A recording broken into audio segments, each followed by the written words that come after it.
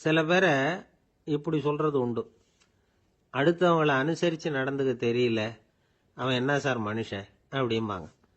சக மனிதர்களோட எப்படி பழகிறது அப்படின்னு தெரியாததுனாலேயே பல பேர் இன்னைக்கு சங்கடப்பட்டுக்கிட்டு இருக்கிறாங்க. வசதி வாய்ப்பெல்லாம் சரியா இருக்கும், ஆனால் வாழ்க்கை சரியா இருக்காது. இன்னொருத்தர்கிட்ட எப்படி பேசுறது பழகிறதுங்கிறது தெரியாததுனால தான் இந்த அவஸ்தை. சரி, இந்த அவஸ்தை இல்லாமல் வாழறது எப்படி? இதுக்கு அனுபவசாலிகள் சில வழிமுறைகளை சொல்றாங்க. அதெல்லாம் என்னென்னங்கிறத இப்போ தெரிஞ்சுக்குவோம். முதல்ல நம்ம நாக்கு நம்ம கண்ட்ரோலில் இருக்கணும். வார்த்தைகளை கொட்டிவிட்டு அதுக்கப்புறம் அள்ள முடியாமல் கடந்து கஷ்டப்படக்கூடாது. எப்படி பேசுகிறோங்கிறதும் முக்கியம், பேசுகிறப்ப எப்படி முகத்தை வச்சிருக்கிறோங்கிறதும் முக்கியம். அன்பா பேசினாலும் நல்லா இருக்கும். அப்படி பேசுகிறப்ப ஆதரவாக அவர் தோள் மேலே ஒரு கையை போட்டுக்கிட்டு பேசினா இன்னமும் நல்லா இருக்கும். ரெண்டாவது விஷயம், இன்னொருத்தர்கிட்ட பேசுகிறப்ப வாக்குறுதிகளை அள்ளி வீசக்கூடாது. கொடுக்குற வாக்குறுதி குறைச்சலாக இருக்கணும். அப்படி கொடுத்த வாக்குறுதியை கண்டிப்பாக நிறைவேற்றணும். நாம் ஒருத்தரை பாராட்டுறோம் அல்லது அவரை பற்றி அபிப்பிராயம் சொல்கிறோம்னா அது ஆக்கப்பூர்வமாக இருக்கணும். நம்ம பாராட்டு அல்லது விமர்சனம் அடுத்தவருடைய முன்னேற்றத்துக்கு உதவுறது மாதிரி இருக்கணும். நாம் சொல்கிறத கேட்டுட்டு அவன் தலையில் கையை வச்சுட்டு உட்காந்துடக்கூடாது. எப்பவும் உற்சாகமாக இருக்கணும், முகம் மலர்ச்சியாக இருக்கணும். மனுஷன் இருந்தால் வருத்தம், கவலை, ஏமாற்றம் எல்லாம் இருக்க தான் செய்யும். அதெல்லாம் மனசில் இருக்கட்டும். அந்த வருத்தமும் கவலையும் ஏமாற்றமும் சேர்ந்துக்கிட்டு நம்ம முகத்தில் இருக்கிற மலர்ச்சியை மூடி மறைக்கிறதுக்கு நாம் இடம் கொடுத்துடக்கூடாது. எந்த விஷயத்தை பற்றி யாருக்கிட்ட பேசினாலும் வெளிப்படையாக பேசணும், திறந்த மனசோட பேசணும். மூடி மறைச்சி முன்னு மூழ்கிக்கிட்டு இருக்கக்கூடாது. இன்னொருத்தர்கிட்ட பேசுகிறப்போ விவாதம் பண்ணுங்க, அது தப்பு இல்லை. ஆனால் வாதாடிக்கிட்டு இருக்கக்கூடாது. அதாவது என்ன சொல்கிறாங்கன்னா, டிஸ்கஸ் பண்ணலாம், ஆர்கியூ பண்ணக்கூடாதான். நம்மக்கிட்ட இருக்கிற நல்ல குணங்களை நாம் எடுத்து சொல்லிகிட்டு இருக்கக்கூடாது. அந்த நல்ல குணங்களே நம்மளை பற்றி எடுத்து சொல்லணும், அது மாதிரி நடந்துக்கணும். அதே மாதிரி அடுத்தவங்க கிட்ட உள்ள கெட்ட குணங்களை பற்றி அவசியம் இல்லாமல் நாம் பேச வேண்டியதில்லை. உங்களை பற்றி யாராவது தப்பாக பேசுகிறாங்களா, அப்படி அவங்க பேசுகிறதுல உண்மை இல்லையா அப்படின்னா அதை நீங்கள் பொருட்படுத்த வேண்டியதில்லை, விட்டுடலாம். அது தானாக போயிடும். ஒரு 4-5 பேரோட பேசிக்கிட்டு இருந்தீங்கன்னா எல்லாருக்கும் முக்கியத்துவம் கொடுங்க, யாரையும் அலட்சியப்படுத்தாதீங்க. தமாஷா பேசலாம், ஆனால் அவங்க தமாஷ் அடுத்தவங்களை கேலி பண்ணுறதா இருக்கக்கூடாது. நமக்கு கிடைக்க வேண்டியது கிடைக்கலையே அப்படிங்கிற தவிப்பு நம்மகிட்ட இருக்கக்கூடாது, அது தேவையில்லை. உங்கள் செயல்பாடுகள் தெளிவாக இருக்கட்டும், பாராட்டு தானாக அவங்கள தேடிட்டு வரும். இன்னொரு மனுஷனுடைய மனசில் கௌரவமான ஒரு இடத்த பிடிக்கணும்னா நாம் இந்த குணத்தையெல்லாம் நம்மகிட்ட வளர்த்துக்கணும். இதெல்லாம் அனுபவசாலிகள் சொல்லியிருக்கிற குறிப்புகள். இந்த குறிப்புகளை சரியாக புரிஞ்சுக்கணும், அது முக்கியம். தப்பாக புரிஞ்சுக்கிட்டா என்ன ஆகும் தெரியுமா? இதை கேளுங்க. ஒருத்தர் வந்தார், சார் அடுத்தவங்க தோள் மேலே கையை போட்டுக்கிட்டு அன்பாக பேசணும்னு சொன்னீங்க, அப்படி தான் பேசினேன். அவர் முதுகை கூட தட்டி கொடுத்தேன், என் வேலை போயிட்டுது சார், வீட்டுக்கு அனுப்பிச்சிட்டாங்க அப்படின்னார். யாருக்கிட்ட அப்படி பேசுனீங்கன்னு கேட்டோம். என் முதலாளிகிட்ட சார் அப்படிங்கிறார் ரொம்ப சோகமா. ஒருத்தர் இருக்கார், நல்ல உத்தியோகத்தில் தான் இருக்கிறார், ஆனால் எப்போ பார்த்தாலும் முகத்தை வெறுப்பாக வச்சிருப்பார். அப்படியே வருவார் போவார். ஏன் சார் இப்படி இருக்கிறீங்க அப்படின்னு விசாரித்தோம். ஏன்டா இந்த வேலைக்கு வந்தோம்னு இருக்கு சார் அப்படின்னார். உங்கள் வேலை உங்களுக்கு பிடிக்கலையா அப்படின்னு கேட்டோம். இல்லைன்னார். இப்படிப்பட்டவங்க வெற்றிகரமான வாழ்க்கை வாழ முடியாது. இது நிபுணர்கள் கருத்து. வேலையை நேசிக்க தெரிந்தவர்கள் வெற்றி பெறுவார்கள் அப்படிங்கிறாங்க அவங்க. எந்த துறையா இருந்தாலும் சரி, அந்த துறையில வெற்றிகரமா இருக்கிறவங்கள விசாரிச்சு பாருங்க. எனக்கு என்னுடைய வேலை ரொம்ப பிடிக்கும் அப்படின்னு சொல்றவங்களா தான் இருப்பாங்க. அப்படி இருந்தாதான் அது வெற்றிகரமா இருக்க முடியுது அவங்களால. ஒருத்தனுக்கு பிடித்தமான பொழுதுபோக்கே அவனுடைய தொழிலா இருந்துட்டுதுன்னா அவனை மாதிரி கொடுத்து வச்சவன் வேற யாரும் இல்லை அப்படிங்கிறார் பெர்னாட் ஷா. ஒரு தடவை மன்னர் ஹுமாயூன் உயிரை தண்ணீர் முண்டு ஊற்றுகிற தொழிலாளி ஒருத்தர் காப்பாத்தினாராம் அந்த ஹுமாயூன் உயிரை. உடனே மன்னர் கேட்டிருக்கார், உனக்கு என்ன வேணும்னாலும் கேளு தரேன், உயர் பதவி வேணுமா அப்படின்னு கேட்டாராம். மன்னா, மக்களின் தாகம் தீர்க்கக்கூடிய இந்த பணியை விட உயர்ந்தது உண்டா அப்படின்னாராம் அந்த தொழிலாளி. அவரால் அவருடைய வேலையை நேசிக்க முடிஞ்சது, அதனால மகிழ்ச்சியா இருக்க முடிஞ்சது. நாமெல்லாம் அப்படி இல்லை, வேலை கிடைக்கிற வரைக்கும் கிடைச்சா போதும் அப்படின்னு இருக்கோம். கிடைச்சதுக்கு அப்புறம் ஏன்டா அந்த வேலைக்கு வந்தோம்னு ரொம்பவும் அழுத்துக்குவோம். சரி, நாம் இருக்கிற இடத்துல நாம வெற்றிகரமா இருக்க வழி உண்டா அப்படின்னா உண்டுன்னு சொல்றாங்க. அதாவது மன இயல் நிபுணர்கள் இருக்கிறாங்க இல்லையா, அவங்க அதுக்கு முக்கியமா 6 வழிகள் சொல்றாங்க. நீங்க ஒரு அலுவலகத்துல வேலை பார்க்கிறவரா அப்படின்னா இதை கேளுங்க. அதாவது உங்க மேல் அதிகாரி எதிர்பார்ப்புக்கு தகுந்த மாதிரி உங்க வேலை இருக்குதா, அப்படி இல்லைன்னா முதல்ல உங்க வேலையின் தரம் உயரணும். உங்களுக்கு மேல கீழே வேலை பார்க்குற பணியாளர்கள் கிட்ட நல்ல விதமா பழகுறீங்களா? அந்த உறவு முறையில ஏதாவது குறை இருந்தா அதை கண்டுபிடிச்சு சரி பண்ணுங்க. நம்பிக்கைக்கு உரியவர் அப்படின்னு நீங்க பேர் எடுக்கணும். நீங்க எடுக்கிற முடிவு நல்ல முடிவா தான் இருக்கும் அப்படின்னு அடுத்தவங்க சொல்லணும். உங்க தோற்றத்துக்கு முக்கியத்துவம் கொடுங்க. இது மனம் உடல் ரெண்டும் சம்பந்தப்பட்டது. அதனால மனசையும் ஆரோக்கியமா வச்சிருக்கணும், உடம்பையும் ஆரோக்கியமா வச்சிருக்கணும். உங்களுடைய நிர்வாகம் செயல்படுற விதத்தை நல்லா புரிஞ்சு வச்சுக்கணும்.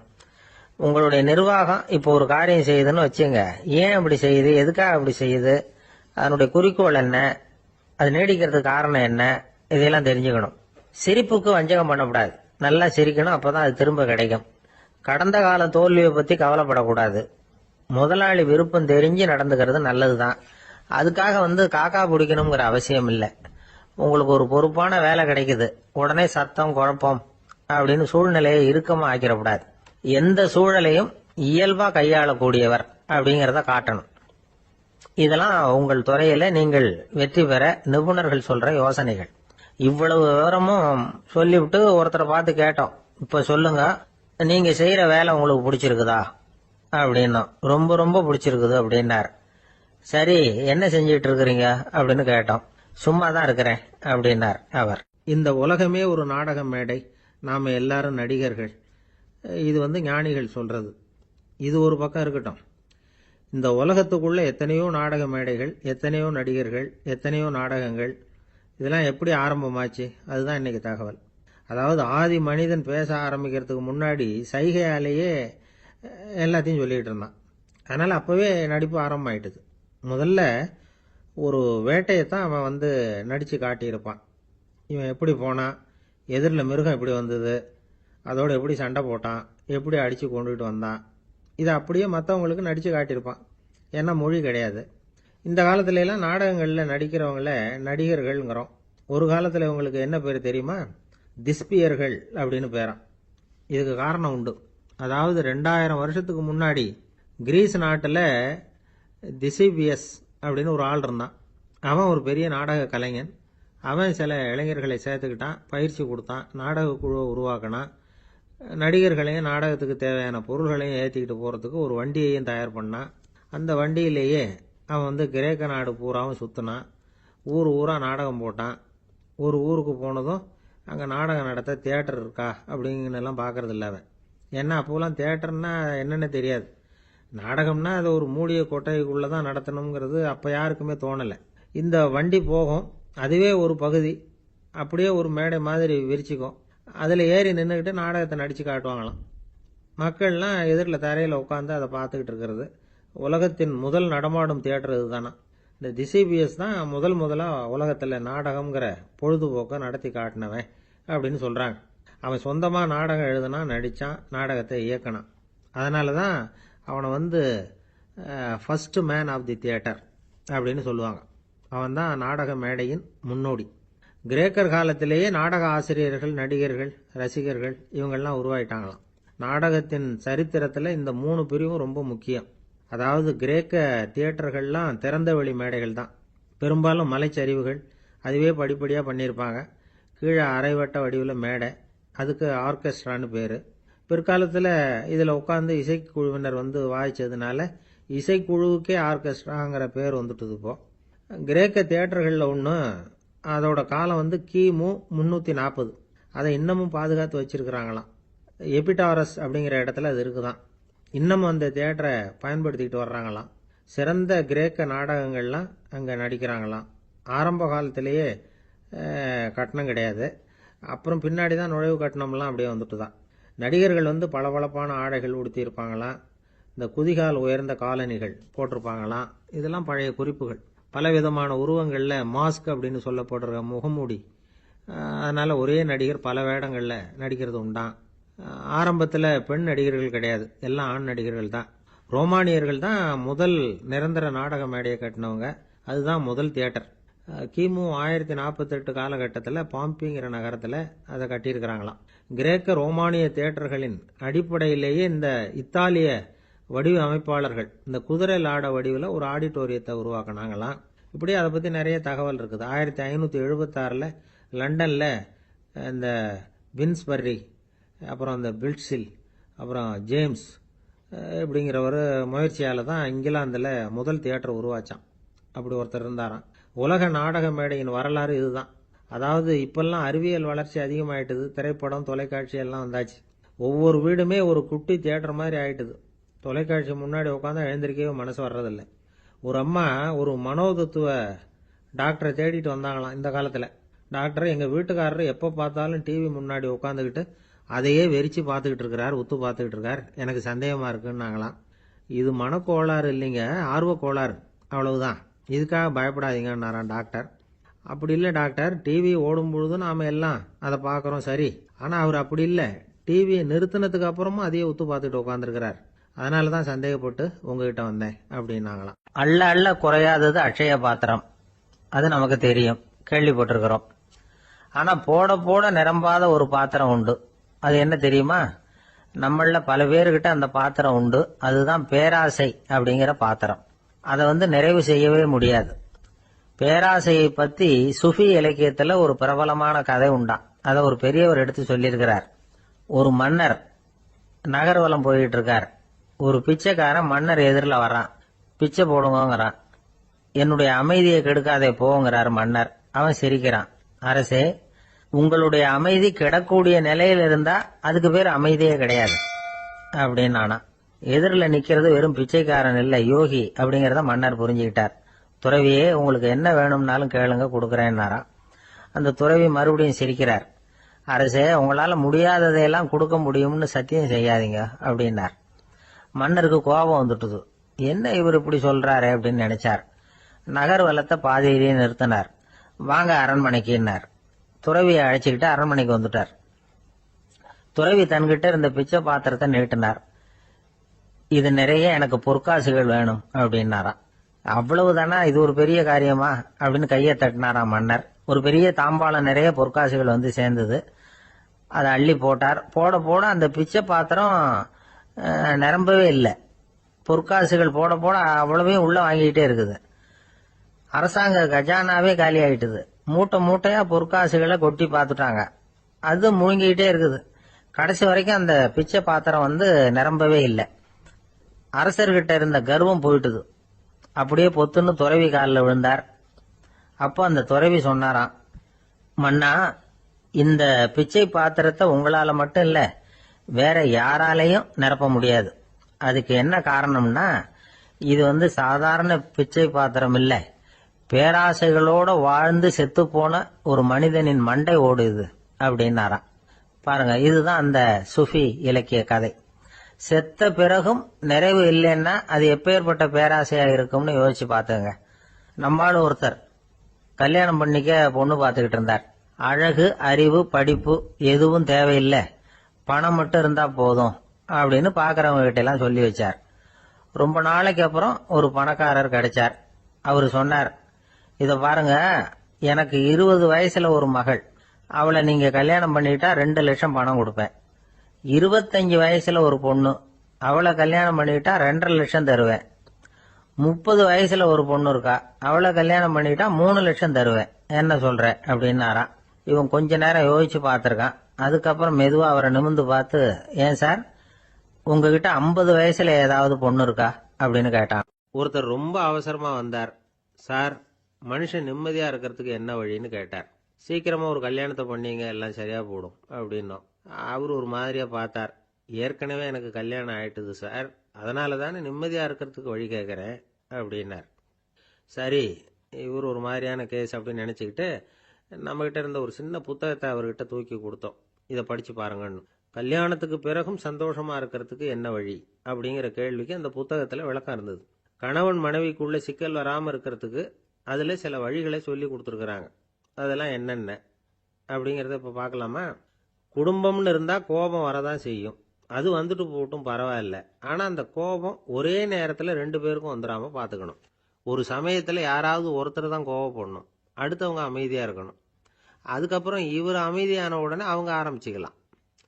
கோபமா ஏதாவது சொன்னா உடனே கோபமா பதில் சொல்லக்கூடாது. கொஞ்சம் பொறுத்து கோபம் தீர்ந்த உடனே அந்த பதிலை சொல்லலாம். அப்போ பதில் கோபமா இருந்தா கூட அது அவ்வளவு பெருசா தெரியாது. அற்ப விஷயத்துக்கெல்லாம் காய்ச்சி மூச்சுன்னு கத்திட்டு இருக்கக்கூடாது. உங்க 2 பேருக்குள்ள ஒரு தர்க்கம் ஆரம்பமாயிட்டுதுன்னு வச்சுக்கோங்க, கடுமையா 2 பேரும் விவாதம் பண்றீங்க. உங்கள ஒருத்தர் இதுல ஜெயிக்கணும்னா அது நீங்களா இருக்க வேணாம், அடுத்தவங்க ஜெயிக்கிறதுக்கு நீங்க துணையா இருங்களேன். அப்படின்னா நீங்க கொஞ்சம் விட்டு கொடுக்கணும், அவ்வளவுதான்.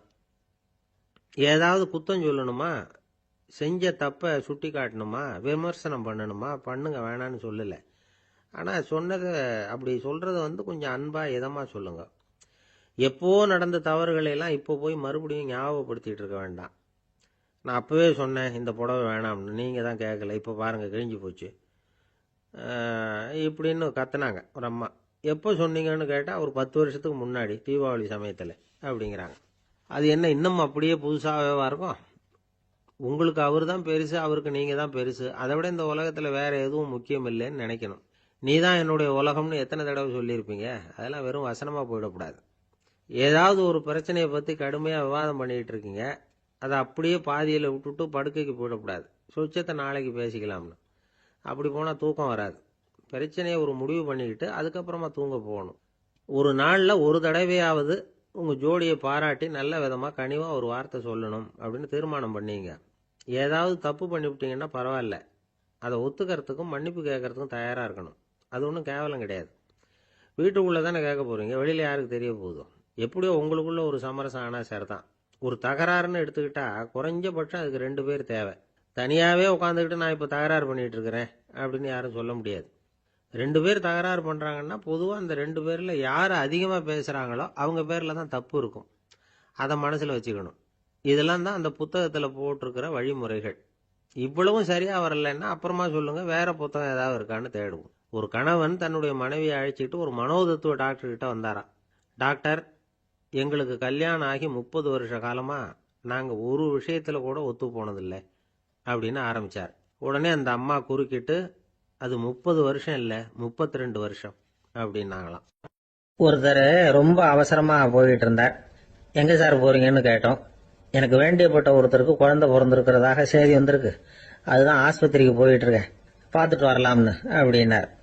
அப்படின்னா கொஞ்சம் இப்படி உட்காருங்க அப்படின்னோம். சில விவரம்லாம் சொல்றேன், கேட்டுட்டு போங்க அப்படின்னோம். உட்காந்தார். அப்புறம் சொல்ல ஆரம்பிச்சோம். புதுசா பிறந்திருக்கிற ஒரு குழந்தைய பார்க்க போறதுன்னா அது சாதாரண விஷயம் இல்லை, அதுல ரொம்பவும் கவனமா நடந்துக்கணும். புது குழந்தைக்கு நோய் சுலபமா தொற்றும். முக்கியமா காற்று மூலமா பரவுற நோய்கள் சுலபமா வந்துடும். அதனால நமக்கு உடம்பு சரியில்லைன்னா குழந்தைய விட்டு கொஞ்சம் தள்ளியே இருக்கிறது தான் நல்லது. பெரியவங்களை பொறுத்த வரைக்கும் சாதாரணமா உள்ள ஒரு கிருமி கூட குழந்தைய பொறுத்த வரைக்கும் ரொம்ப மோசமான ஒரு கிருமியா இருக்கும். சில வெளிநாடுகள்ல எப்படி தெரியுமா, பிறந்த குழந்தை தூங்கிட்டு இருக்கிற ஒரு ரூமுக்கு போகணும்னா போறவங்க முகமூடி போட்டுக்கணும், காலணிகளை மாத்திக்கணும், அவ்வளவு சுத்தமா உள்ள போய் பார்த்துட்டு வரணும். பொதுவா சில ஆஸ்பத்திரிகள்ல பாத்தீங்கன்னா பார்வையாளர்கள் நேரத்துல விசிட்டிங் ஹவர்ஸ் தாயை விட்டு குழந்தைய தனியா பிரிச்சு வச்சிருவாங்க. எதுக்குன்னு நினைக்கிறீங்க? அந்த நேரம் பல பேர் வருவாங்க போவாங்க, அவங்க கை கால் சுத்தமா இருக்காது. சுத்தம் இல்லாத கைகள் மூலமா கிருமிகள் பரவும். சுத்தம் இல்லாத கைன்னா மண்ணு தூசி படிஞ்சிருக்கிற கை மட்டும் தான் அர்த்தம் இல்லை. சாலையில கையை வீசிக்கிட்டு நடந்து வர்றீங்க, குழந்தைய பொறுத்த வரைக்கும் அது கூட சுத்தம் இல்லாத கை தான். தாயை தவிர மற்றவங்க குழந்தைய தூக்காம பாத்துக்கிறது நல்லது. தாய் கூட அளவோட கொஞ்சிறதோட நிறுத்திக்கணும். புதுசா ஒரு குழந்தைய பெற்றிருக்கிற பொண்ணுகிட்ட மற்ற தாய்மார்கள் ஏதாவது சொல்லிக்கிட்டே இருப்பாங்க. குழந்தைய அப்படி வளர்க்கணும் இப்படி வளர்க்கணும் அப்படின்னு ஏதாவது அட்வைஸ் பண்ணிக்கிட்டே இருப்பாங்க. இப்படி ஓவரா அறிவுரை பண்றது அந்த பொண்ணை குழப்பி விட்டுரும். அதனால அப்படிலாம் பண்ணக்கூடாது. அந்த பெண்ணே ஏதாவது கேட்டா கூட டாக்டர் சொல்ல வேண்டிய விவரங்களை எல்லாம் நாமே சொல்லிட்டு இருக்கக்கூடாது. புதுசா பிறந்திருக்கிற குழந்தைய மட்டும்தான் இப்படி பார்க்கணும்னு இல்லை. ஒரு நோயாளி குழந்தைய பார்க்க போறதுன்னா கூட ரொம்ப எச்சரிக்கையா தான் நடந்துக்கணும். ஒரு தின்பண்டமோ விளையாட்டு சாமானோ அந்த குழந்தைக்கு நாம் வாங்கிட்டு போறதா வச்சுக்குவோம். அதை நேரா கொண்டுகிட்டு போய் அந்த குழந்தைகிட்டே கொடுக்கக்கூடாது. அதோட அப்பா அம்மா கிட்ட ரகசியமா கொடுக்கலாம். அவங்க முடிவு பண்ணட்டும் குழந்தைகிட்ட அதை கொடுக்கலாமா வேண்டாமாங்கிறத. அவங்களுக்கு தான் தெரியும் அதோட மனசும் உடம்பும். உங்க அக்கறையை காட்டுறதா நினைச்சுக்கிட்டு குழந்தை வாயில எதையும் கொண்டுட்டு போய் போடாதீங்க. போறப்போ உங்க வீட்டு குழந்தையும் அழைச்சிட்டு போகாதீங்க. இது நோயை வாங்கிட்டு வந்துடும், அல்லது புதுசா ஒரு நோயை அதுகிட்ட கொடுத்துட்டு வந்துடும். என்னதான் உங்களுக்கு பழக்கமான குழந்தையா இருந்தா கூட அதுக்கு விருப்பம் இல்லைன்னா பேசக்கூடாது. அங்க போய் அவங்க பள்ளிக்கூடத்தை ஞாபகப்படுத்திட்டு இருக்கக்கூடாது. நோயில இருக்கிறப்ப ஸ்கூலை பத்தி பேச அது விரும்பாது. ஆஸ்பத்திரியை விட்டு வெளியில புறப்படுறப்போ குழந்தைகிட்ட சொல்லணும்னு அவசியம் இல்லை. அதோட அப்பா அம்மா கிட்ட சொல்லிவிட்டு புறப்பட்டா போதும், குழந்தை கோபிச்சுக்காது. சமூக சம்பிரதாயத்தை பத்தி அது கவலைப்படுறதில்லை. இப்படி எல்லா விவரமும் நம்ம எதிரில் உட்காந்துருந்தவங்க கிட்ட சொல்லி முடிச்சோம். ரொம்ப நன்றி சார் அப்படின்னு சொல்லிவிட்டு அவர் புறப்பட்டார். குழந்தைங்க கொஞ்சம் வளர்ற வரைக்கும் தான் நாம எச்சரிக்கையா இருக்கணும்னு இல்லை, வளர்ந்த பிறகு இன்னும் எச்சரிக்கையா இருக்கணும். ஒரு பையன் பள்ளிக்கூடத்திலேருந்து திரும்பி வீட்டுக்கு வந்தான். முகம் பூரா நகத்தால கீறி இருந்தது. அப்பா பார்த்து பயந்துட்டார். யாருடா உன்னை இப்படி பண்ணது அப்படின்னாரு. என் கூட படிக்கிற இன்னொரு பையன். நாளைக்கு உன் கூட பள்ளிக்கூடத்துக்கு வர்றேன், நீ எனக்கு அவனை அடையாளம் காட்ட முடியுமான்னார். அது ரொம்ப சுலபம். நான் பையன் எப்படின்னார் அப்பா. அவன் காதுல ஒன்ன கையோடு எடுத்துட்டு வந்திருக்கிறேன், இதோ என் பையில தான் வச்சிருக்கேன் அப்படிங்கிறான் அந்த பையன். அம்மாக்காரங்களுக்கு அடிக்கடி ஏற்படுற கவலை ஒன்று உண்டு. அதாவது குழந்தை சரியா சாப்பிட மாட்டேங்குதே அப்படிங்கிற கவலை. இவங்கெல்லாம் ஒரு விஷயத்த நல்லா புரிஞ்சுக்கணும். குழந்தைகள்ங்கிறவங்க பெரியவங்க மாதிரி இல்லை. அவங்க கடிகாரத்துல மணியை பார்த்துட்டு சாப்பிட்றதுக்கு உட்கார்ற ரகம் கிடையாது. பசிச்சா சாப்பிடுவாங்க, இல்லைன்னா விளையாடுவாங்க அல்லது தூங்குவாங்க. அது புரியாம அவங்கள கட்டாயப்படுத்தி அல்லது மிரட்டி சாப்பிட வைக்கிறது ரொம்ப தப்பு. ஒரு 8 மாச குழந்தைக்கு 3 மணி நேரத்துக்கு ஒரு தடவை பசிக்கும். அந்த நேரம் பார்த்து சாப்பாடு கொடுத்தா அடம் பண்ணாம அது பாட்டுக்கு சாப்பிட்றோம். அதே குழந்தைக்கு 1 வயசு ஆகிறப்போ 4 மணி நேரத்துக்கு ஒரு தடவை பசிக்கும். இந்த வயசுல இயற்கையாவே பசி குறைஞ்சிருக்கும். அது புரியாம என் குழந்தை முன்னாடி மாதிரி இப்ப சரியா சாப்பிட மாட்டேங்கிறான் அப்படின்னு சில பேர் டாக்டர் கிட்ட போய் சொல்லிக்கிட்டு இருப்பாங்க. இன்னொரு விஷயம், ஒரு குழந்தைக்கு வயசு அதிகமாகிற வேகத்துக்கு உடம்பு எடையும் அதிகமாகிக்கிட்டே போவாது. உடம்பு எடை அதிகமாகிற வேகம் குறைஞ்சிக்கிட்டே வரும். 6 மாச குழந்தைக்கு ஒரு வாரத்துல 150 கிராம் எடை கூடும். ஒரு வயசுல வாரத்துக்கு 71 கிராம் எடை கூடும். இது புரியாம அதிகமா சாப்பாட்டை கொடுத்து குழந்தைய கஷ்டப்படுத்தக்கூடாது. ஏன்னா அளவுக்கு மீறின உணவு அஜீரணத்தை உண்டு பண்ணிவிடும். குழந்தைக்கு ஒரு தட்டில் கொஞ்சமா ஆகாரத்தை வச்சு கொண்டுகிட்டு போய் கொடுக்கணும். மலை மாதிரி குவிச்சு வச்சா அதை பார்த்ததுமே பசி அடங்கி போயிடும். அடிச்சு மிரட்டி பயமுறுத்தி குழந்தைய சாப்பிட வைக்கிற பழக்கம் இருக்கு பாருங்க, அதுக்கு ஃபுட் ஃபோர்சிங் அப்படின்னு பேர். இப்படி பண்ணுனா குழந்தைக்கு சாப்பாட்டில் விருப்பம் குறைஞ்சிரும், அதை கண்டாவே வெறுக்க ஆரம்பிச்சிடும். அது மாதிரி உளம் சார்ந்த பசி குறைவு, சைக்கோஜெனிக் அனோரெக்சியா, அது ஏற்படுமா. சாப்பாடுங்கிறதே ஒரு தண்டனை மாதிரி தோணும். குழந்தைகளுக்கு பிடிச்ச மாதிரியான ஆகாரத்தை கொடுக்கணும். சத்து அதிகம் இருக்குங்கிறதுக்காக அதுக்கு பிடிக்காத ஆகாரத்தை கொடுத்து கட்டாயப்படுத்தக்கூடாது. குழந்தைகளுக்கு 2 வயசு ஆகிறப்போ இயற்கையாகவே எதிர்மறை குணம் உண்டாகும். அதாவது அந்த எதிர்மறையா பேசுறது. இது மாதிரி சமயங்களில் நாம் என்ன சொல்கிறோமோ அதுக்கு நேர்மாறாக நடந்துக்கும். ஏட்டிக்கு போட்டி. சாப்பிட சொன்னால் விளையாட போவோம், விளையாட சொன்னால் சாப்பாடு கேட்கும். இதை புரிஞ்சுக்கிட்டு நடந்துக்கணும். குழந்தை சொன்ன பேச்சை கேட்கலேன்னு கோவப்படக்கூடாது. குழந்தை வளர வளர பிடிவாத குணம் வர்றது சகஜம். கேட்டதை வாங்கி கொடுத்தாதான் சாப்பிடுவேன் அப்படின்னு பிடிவாதம் பண்ணும். வாங்கி கொடுத்து விடுறது தான் உத்தமம். நீங்களும் அதுகிட்ட பிடிவாதம் பண்ணிட்டு இருக்கக்கூடாது. ஏன்னா கேட்டது கிடைக்கலையேங்கிற ஏமாற்றம் கூட குழந்தையோட பசியை குறைச்சிரும். கேட்டது கிடைச்சுட்டா பசி அதிகமாகும், கொடுத்ததை மலமலன்னு சாப்பிட்றோம். குழந்தைகளுக்கு கண்ட கண்ட நேரத்தில் சாப்பிட்றதுக்கு எதையாவது வாங்கி கொடுத்துக்கிட்டு இருந்தா சாப்பாட்டு நேரத்தில் சாப்பிடாம அடம் பண்ண ஆரம்பிச்சிடும். பள்ளிக்கூடம் போகிற பிள்ளைங்க காலை உணவை சரியாக சாப்பிட மாட்டாங்க. அச்சம், அவசரம், பரபரப்பு இதெல்லாம் தான் காரணம். பள்ளிக்கு புறப்படுறதுக்கு ஒரு 3/4 மணி நேரத்துக்கு முன்னாடியே சாப்பாடு போட்டுருங்க, அது சரியாக போடும். படிக்கிற குழந்தைகள் உடல் சோர்வு, மனச்சோர்வு இது காரணமாக கூட சாப்பிட மறுக்கிறது உண்டு. இப்போ உதாரணமாக சாயந்தரம் விளையாடி விட்டு வீட்டுக்கு வந்ததும் சாப்பிட சொன்னால் வேணாம்பாங்க. இது உடல் சோர்வு. ரொம்ப நேரம் வீட்டு பாடங்களை செஞ்சு முடித்த கையோடு சாப்பிட சொன்னாலும் அவங்களால சரியாக சாப்பிட முடியாது. இது உளச்சோர்வு, அதாவது மனச்சோர்வு. இதை தவிர குழந்தைகளுக்கு உடல் நலக்குறைவு ஏற்பட்டால் கூட சாப்பிட மறுக்கிறது உண்டு. சில மருந்து மாத்திரைகள் கூட பசியை குறைச்சிரும். அதனால் சரியாக தெரிஞ்சுக்கிட்டு குழந்தைகளை சாப்பிட வைக்கணும். அது புரியாமல் கையில் சாப்பாட்டு தட்டை வச்சுக்கிட்டு குழந்தைகளை விரட்டிக்கிட்டு அலையக்கூடாது.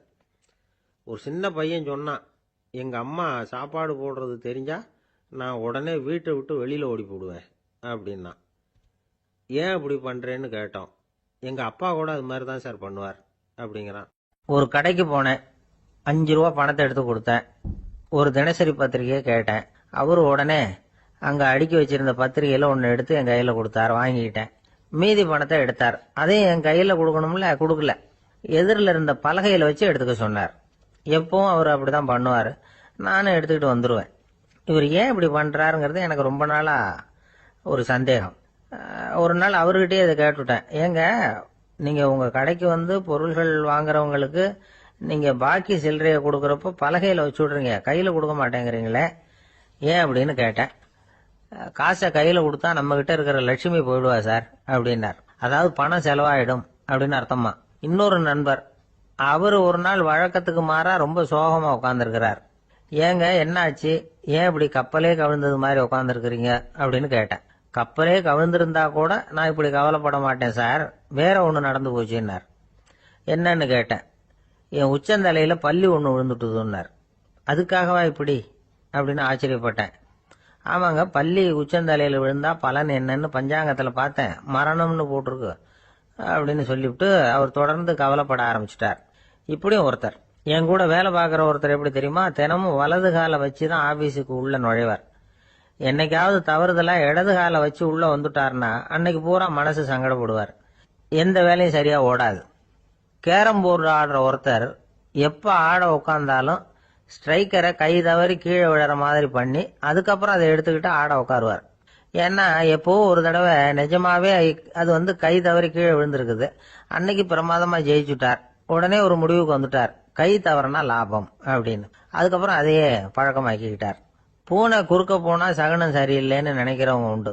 ஆனா ஒருத்தர் எப்படி தெரியுமா, அவர் வெளியில கிளம்புற சமயம் பக்கத்து வீட்டு ரேடியோவில் மியாவ் மியாவ் பூனை குட்டின்னு பாட்டு சத்தம் கேட்டா கூட போதும், சகனம் சரியில்லைன்னு பிரயாணத்தை கேன்சல் பண்ணிவிடுவார். இப்ப இவ்வளவு எதுக்கு சொல்றோம்னா, அளவுக்கு மீறின சகுன நம்பிக்கைகள் இருக்கு பாருங்க, இதோட பயமும் சேர்ந்துகிட்டதுன்னு வச்சுக்கோங்க, இது ஒருத்தருடைய மனநிலையை பாதிச்சிடும். இது வந்து உளவியல் நிபுணர்கள் சொல்ற கருத்து. வாழ்க்கையே தடுமாற வச்சிரும். பாதுகாப்பு இல்லாத உணர்வு, ஒரு விதமான டிப்ரெஷன் மனநிலை, இதெல்லாம் தான் இதுக்கு காரணமா அமையலாம். சில பேர் காய்கறி நறுக்க கத்திய கையில் எடுத்தா கூட நேரம் சரியா இருக்கா அப்படின்னு பார்த்துட்டு தான் வேலையை ஆரம்பிக்கிறது வழக்கம். அறிவு தான் மனசுக்கு வாத்தியாரா இருக்கணும், அப்பதான் வாழ்க்கை வந்து நிம்மதியா இருக்கும். அறிவு வந்து மனசு சொல்றபடியெல்லாம் கேட்க ஆரம்பிச்சுட்டுதுன்னா இடைஞ்சல் தான். ஒருத்தருக்கு 7ஆம் நம்பர் தான் ராசியான நம்பராம். 7ஆம் தேதி தான் எந்த காரியத்தையும் ஆரம்பிப்பாராம். 7 எழுத்து வர்றது மாதிரி பேரை மாத்தி வச்சுக்கிட்டார். 7 மணிக்கு தான் தினமும் எழுந்திருப்பார். 7ஆம் நம்பர் வீட்டில் தான் குடியிருக்கார். கல்யாணம் கூட 7ஆம் தேதி தான் பண்ணிக்கிட்டார். அவர் ஒரு நாள் குதிரை பந்தயத்துக்கு போனாராம். குதிரையோட பேரையெல்லாம் பார்த்தார். ஒரு குதிரையோட பேர் 7 எழுத்துல அமைஞ்சிருந்தது. 7 தானே இவருக்கு அதிர்ஷ்ட நம்பர். அதனால உடனே அது பேர்ல பணத்தை கட்டினார். பந்தயம் நடந்தது. என்ன சார் ஆச்சுன்னு கேட்டாங்க. நான் பணம் கட்டின அந்த என்னோட குதிரை 7ஆவதா வந்து சேர்ந்தது சார் அப்படின்னாராம். ஒரு அரசனும் அமைச்சரும் ஒரு நாள் ரொம்ப சாவகாசமா பேசிக்கிட்டு இருந்தாங்களாம். அரசன் அமைச்சரை பார்த்து ஒரு கேள்வி கேட்டிருக்கார். ஏங்க அமைச்சரே, ஆசை இல்லாத ஒரு மனுஷனால இருக்க முடியுமா அப்படின்னு. ஏன் முடியாது, துறவி அப்படிங்கிறவங்கெல்லாம் அப்படிப்பட்டவங்க தானே அப்படின்னாராம் அமைச்சர். அவங்கெல்லாம் உண்மையிலேயே ஆசையை விட்டவங்க தானா அப்படின்னு கேட்டாராம் ராஜா. அப்படிதான் இருக்கணும் அப்படின்னாராம் அமைச்சர். அப்படின்னா ஆசையே இல்லாத ஒரு உண்மையான துறவியை நான் பார்க்கணுமேன்னார். அது என்ன பிரமாதம், அதுக்கு நான் ஏற்பாடு பண்ணுறேன் அப்படின்னு விட்டார் இவர். சொல்லிவிட்டு உடனே புறப்பட்டு போனார். அங்கங்கே தேடினார். அப்புறம் தான் அவருக்கு புரிஞ்சுது உண்மை துறவியை கண்டுபிடிக்கிறது எவ்வளவு கஷ்டமான காரியம்னு. இருந்தாலும் ராஜா கிட்ட சொல்லியாச்சே உண்மை துறவியை காட்டுறேன்னு. இப்போ என்ன பண்ணுறது, ராஜா கிட்ட சொன்னபடி நடக்கலைன்னா அவருக்கு கோபம் வந்துடும். அமைச்சர் ஒரு யோசனை பண்ணார். அவருக்கு ஒரு வழி தெரிஞ்சுது. அதுதான் சரின்னு முடிவு பண்ணார். அதாவது அந்த ஊரில் அவருக்கு தெரிஞ்ச நாடக நடிகர் ஒருத்தர் இருக்கிறார், நல்லா நடிப்பார். அவரை போய் பார்த்தார். இதை பாருப்பா, எனக்காக நீ ஒரு காரியம் செய்யணும்னார். என்னன்னு கேட்டார் அவர். நீ ஒரு துறவி மாதிரி கொஞ்ச நேரத்துக்கு நடிக்கணும். ராஜா வந்து உன்னை பார்த்துட்டு போகிற வரைக்கும் நடி, அது போதும். அதுக்காக உனக்கு 10,000 ரூபா தரேன் அப்படின்னார். அவர் எந்த காலத்தில் இவ்வளவு பணத்தை மொத்தமாக பார்த்துருக்கார். அதனால் உடனே சரின்னு ஒத்துக்கிட்டார். அமைச்சர் வந்து அரண்மனைக்கு திரும்பி வந்தார். என்ன அமைச்சரே, இன்னுமா ஒரு உண்மையான துறவி கிடைக்கலன்னார். உண்மையான துறவி ஒருத்தரை இப்போ தான் கொஞ்ச நேரத்துக்கு முன்னாடி பார்த்து பேசிவிட்டு வர்றேன். அவர் நம்ம ஊருக்கு வெளியில் குளத்தங்கரையில் உள்ள ஒரு ஆலமரத்துக்கு அடியில் உட்காந்துருக்கிறார் அப்படின்னார் இவர். அப்படின்னா உடனே புறப்படுங்க அப்படின்னார் ராஜா. பரிவாரங்களோடு புறப்பட்டார். அங்கே அந்த மரத்தடியில் அந்த ஆள் வேஷம் போட்டுக்கிட்டு துறவி மாதிரி உட்காந்துருக்கிறான். ராஜா நேராக போனார். அந்த துறவி காலில் பொத்துன்னு விழுந்து வணங்கினார். உடனே ராணி அவர் காலில் விழுந்தாங்க. அடுத்தபடியாக அமைச்சர் விழுந்தார். அவருக்கு தெரியும் இது நம்ம ஆள் தான்னு. இருந்தாலும் என்ன பண்ணுறது, நேரம். அப்புறம் பரிவாரங்கள்லாம் துறவி காலில் விழுந்து ஆசீர்வாதம் வாங்கிட்டாங்க. ராஜா அப்புறமா தங்கத்தட்டில் பொன்னையும் பொருளையும் வச்சு அந்த துறவிகிட்ட ரொம்ப பணிவாக நீட்டுறார். தாங்கள் தயவு பண்ணி இதை ஏற்றுக்கணும் அப்படின்னு வேண்டிக்கிட்டார். அந்த துறவி பற்று இல்லாமல் அதை பார்த்தார். எல்லாத்தையும் திறந்துவிட்ட எனக்கு இதெல்லாம் எதுக்காக அப்படின்னு சொல்லி அதை மறுத்துட்டாராம். ஆஹா, உண்மையான துறவியை பார்த்துட்டோம் அப்படிங்கிற ஆனந்தம் அரசருக்கு. ரொம்ப நிம்மதியாக திருப்தியாக திரும்பி வந்தார் அரண்மனைக்கு. அதுக்கப்புறம் அமைச்சர் யாருக்கும் தெரியாமல் அந்த துறவிகிட்ட ஓடினார். சொன்ன பிரகாரம் பணத்தை நீட்டினார். இந்தாப்பா, நான் உங்ககிட்ட சொன்னபடி 10,000 ரூபா பணம் எடுத்துக்கோ அப்படின்னார். அந்த ஆள் ராஜா கிட்ட சொன்னது மாதிரியே எல்லாத்தையும் திறந்துவிட்ட எனக்கு இதெல்லாம் எதுக்காக வேணாம் அப்படின்னு விட்டாராம். நடித்த வரைக்கும் போதும்ப்பா, இனிமேல் இந்த நாடக வசனம்லாம் வேணாம், வேஷத்தை கலைச்சிரு, பணத்தை வாங்கிக்கோன்னார். இல்லைங்க, இது வேஷம் இல்லை, இது வசனமும் இல்லை, இது உண்மை. கொஞ்ச நேரம் துறவி மாதிரி நடித்ததுக்கே இந்த தேசத்து ராஜா, ராணி, அமைச்சர், பரிவாரங்கள் எல்லாம் என் காலில் விழுந்து வணங்குறாங்க. அப்படின்னா உண்மையான துறவியாக இருக்கிறது எவ்வளவு பெருமையான விஷயம். நான் உண்மையான துறவியாக ஆக போகிறேன், அப்படி முடிவும் பண்ணிட்டேன் அப்படின்னார் அந்த நடிகர். வேஷம் கூட எப்படிப்பட்ட விளைவுகளை உண்டு பண்ணுது பார்த்தீங்களா. நம்மால் ஒருத்தன் ரொம்ப வசதியாக தான் இருந்தான். ஒரு நாள் அவன் சொத்து பூரா திருட்டு போயிட்டுது. அதுக்கப்புறம் இவன் துறவி மாதிரி ஆயிட்டான். ஊர் ஊராக சுற்றினான். ஒரு குருநாதரை தேடி கண்டுபிடிச்சான். அவர்கிட்ட சீடனாக சேர்ந்துக்கிட்டான். அவனை பார்த்து ஒருத்தர் கேட்டார், நீ உண்மையான சீடன் தானான்னு. இல்லைங்க, சீடன் மாதிரி நடிச்சுக்கிட்டு இருக்கிறேன் அப்படின்னா. அது குரு துரோகம் இல்லையா அப்படின்னு கேட்டார் அவர். இல்லைங்க, நான் பண்ணது குரு துரோகம் இல்லை, என் குரு பண்ணது தான் துரோகம். என்னுடைய பணத்தை கொள்ளையடிச்சது இவர் தான். அதை எங்கே வச்சிருக்காருன்னு கண்டுபிடிக்கிறதுக்காக தான் இவர்கிட்ட வந்து சீடனாக சேர்ந்துருக்கிறேன் அப்படின்னா. ஜவஹர்லால் நேரு பிரதமராக இருந்த சமயம் அவர் ஒரு தடவை சென்னைக்கு வந்திருக்கிறார். இங்கே சில முக்கிய நிகழ்ச்சிகளில் கலந்துக்கிறதுக்காக வந்திருந்தார். ஆளுநர் மாளிகையில் ஒரு நாள் ராத்திரி தங்கி மறுநாள் புதுடெல்லி புறப்படுறதாக ஏற்பாடு. நிகழ்ச்சியிலெல்லாம் முடிச்சுக்கிட்டு ஆளுநர் மாளிகையில் தங்கி இருக்கிறார். அன்றைக்கு இரவு படிக்கிறதுக்கு ஒரு முக்கியமான புத்தகம் அவருக்கு தேவைப்பட்டது. அந்த சமயத்தில் உலக அளவில் ஒரு முக்கியமான பொருளாதாரம் சம்பந்தமான ஒரு புத்தகம் வெளியாகி இருக்கிற விஷயம் அவருக்கு தெரியும். அந்த புத்தகம் மெட்ராஸுக்கு வந்திருக்குமா, அது இங்கே கிடைக்குமா அப்படின்னு விசாரிச்சிருக்கிறார் நேருஜி. அவர் இப்படி கேட்ட உடனே அங்கே இருந்தவங்கெல்லாம் ரொம்ப பரபரப்பாக செயல்பட ஆரம்பிச்சுட்டாங்க. முக்கியமான இடங்கள்ல எல்லாம் விசாரிச்சிருக்கிறாங்க, அந்த புத்தகம் உங்ககிட்ட இருக்கான்னு. சென்னையில் உள்ள கன்னிமாரா நூல் நிலையத்துக்கு எப்படியும் அந்த புத்தகம் வந்திருக்கணும் அப்படின்னு ஒரு நம்பிக்கை. அங்கே விசாரிச்சாங்க. அந்த புத்தகம் 2 நாளைக்கு முன்னாடி தான் அங்கே வந்திருக்குது அப்படிங்கிற விஷயம் தெரிஞ்சுது. உடனே எல்லாரும் அங்கே ஓடினாங்க. அவங்களுக்கு இன்னொரு சந்தேகம், புத்தகம் வந்திருக்கு சரி, அது இந்த சமயத்தில் வேற யாரும் படிக்கிறதுக்கு எடுத்துட்டு போயிருக்கக்கூடாதே அப்படிங்கிற சந்தேகம். இருந்தாலும் மனசுக்குள்ள ஒரு தைரியம், இப்படி ஒரு புத்தகம் வெளிவந்திருக்கிற விஷயமே நேருஜி சொல்லி தான் நமக்கே தெரியும். அதுவும் இல்லாமல் உலக பொருளாதாரம் சம்பந்தமான ஏதோ ஒரு புத்தகம் அது. அதை போய் இந்த நேரத்தில் அவ்வளவு ஆர்வமாக யார் எடுத்துகிட்டு போயிட போகிறாங்க அப்படிங்கிற தைரியம். இந்த தைரியத்தோடு அந்த நூல் நிலையத்துக்கு ஓடினாங்க. புத்தகத்தை தேடுனா அது கிடைக்கல, யாரோ எடுத்துகிட்டு போயிருக்கிறாங்க. நேருவுக்கு மட்டுமே தெரிஞ்சிருந்த அந்த புத்தகம் பற்றின விஷயம் சென்னையில் வேற ஒருத்தருக்கும் தெரிஞ்சிருக்குது. உடனே எல்லாரும் பரபரப்பா அந்த அதுக்குன்னு இருக்கிற ரிஜிஸ்டர் இருக்குல்ல, பதிவேடு, அதை புரட்டி பார்க்குறாங்க யார் எடுத்துகிட்டு போகிறாங்கன்னு தெரிஞ்சுக்கிறதுக்காக.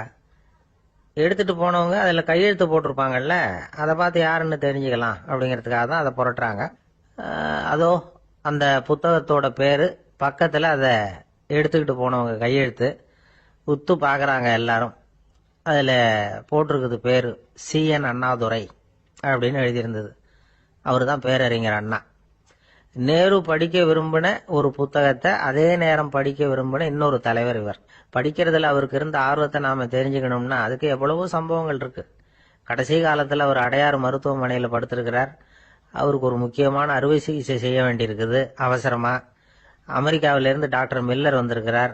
அவர்கிட்ட கேட்கிறார், டாக்டர் நாளைக்கே அறுவை சிகிச்சை செய்ய போறீங்களா அப்படின்னு. ஆமாங்கிறார் டாக்டர் மில்லர். நாளைக்கு மறுநாள் செஞ்சுக்கிறனே அப்படின்னாரான் அண்ணா. ஏன் ஏதாவது நாள் பார்க்குறீங்களான்னு கேட்டிருக்கார். இல்லை, ஒரு புத்தகத்தை படிச்சுக்கிட்டு இருக்கிறேன், அதை நாளைக்குள்ளே முடிச்சிருவேன், அதுக்கப்புறம் நான் இறந்தாலும் கவலை இல்லை அப்படின்னாரான் இவர். அவர் தான் அறிஞர் அண்ணா. சங்ககால நூல்கள்லேருந்து சமீபத்தில் வந்த நூல்கள் வரைக்கும் எல்லாம் அவர் படிச்சிருக்கிறார். ஒரு திருமண விழாவில் அவர் பேசும்பொழுது சொன்ன விஷயம் இது. சங்க காலத்தில் காதலியை மணக்க விரும்புகிறவனுக்கு அவனுடைய தந்தை வீர சோதனைகள்லாம் வைப்பாரு. போய் புலிப்பல்லு கொண்டுகிட்டு வா, அப்போதான் என் பொண்ணை கொடுப்பேன் அப்படின்னு சொல்லுவார்.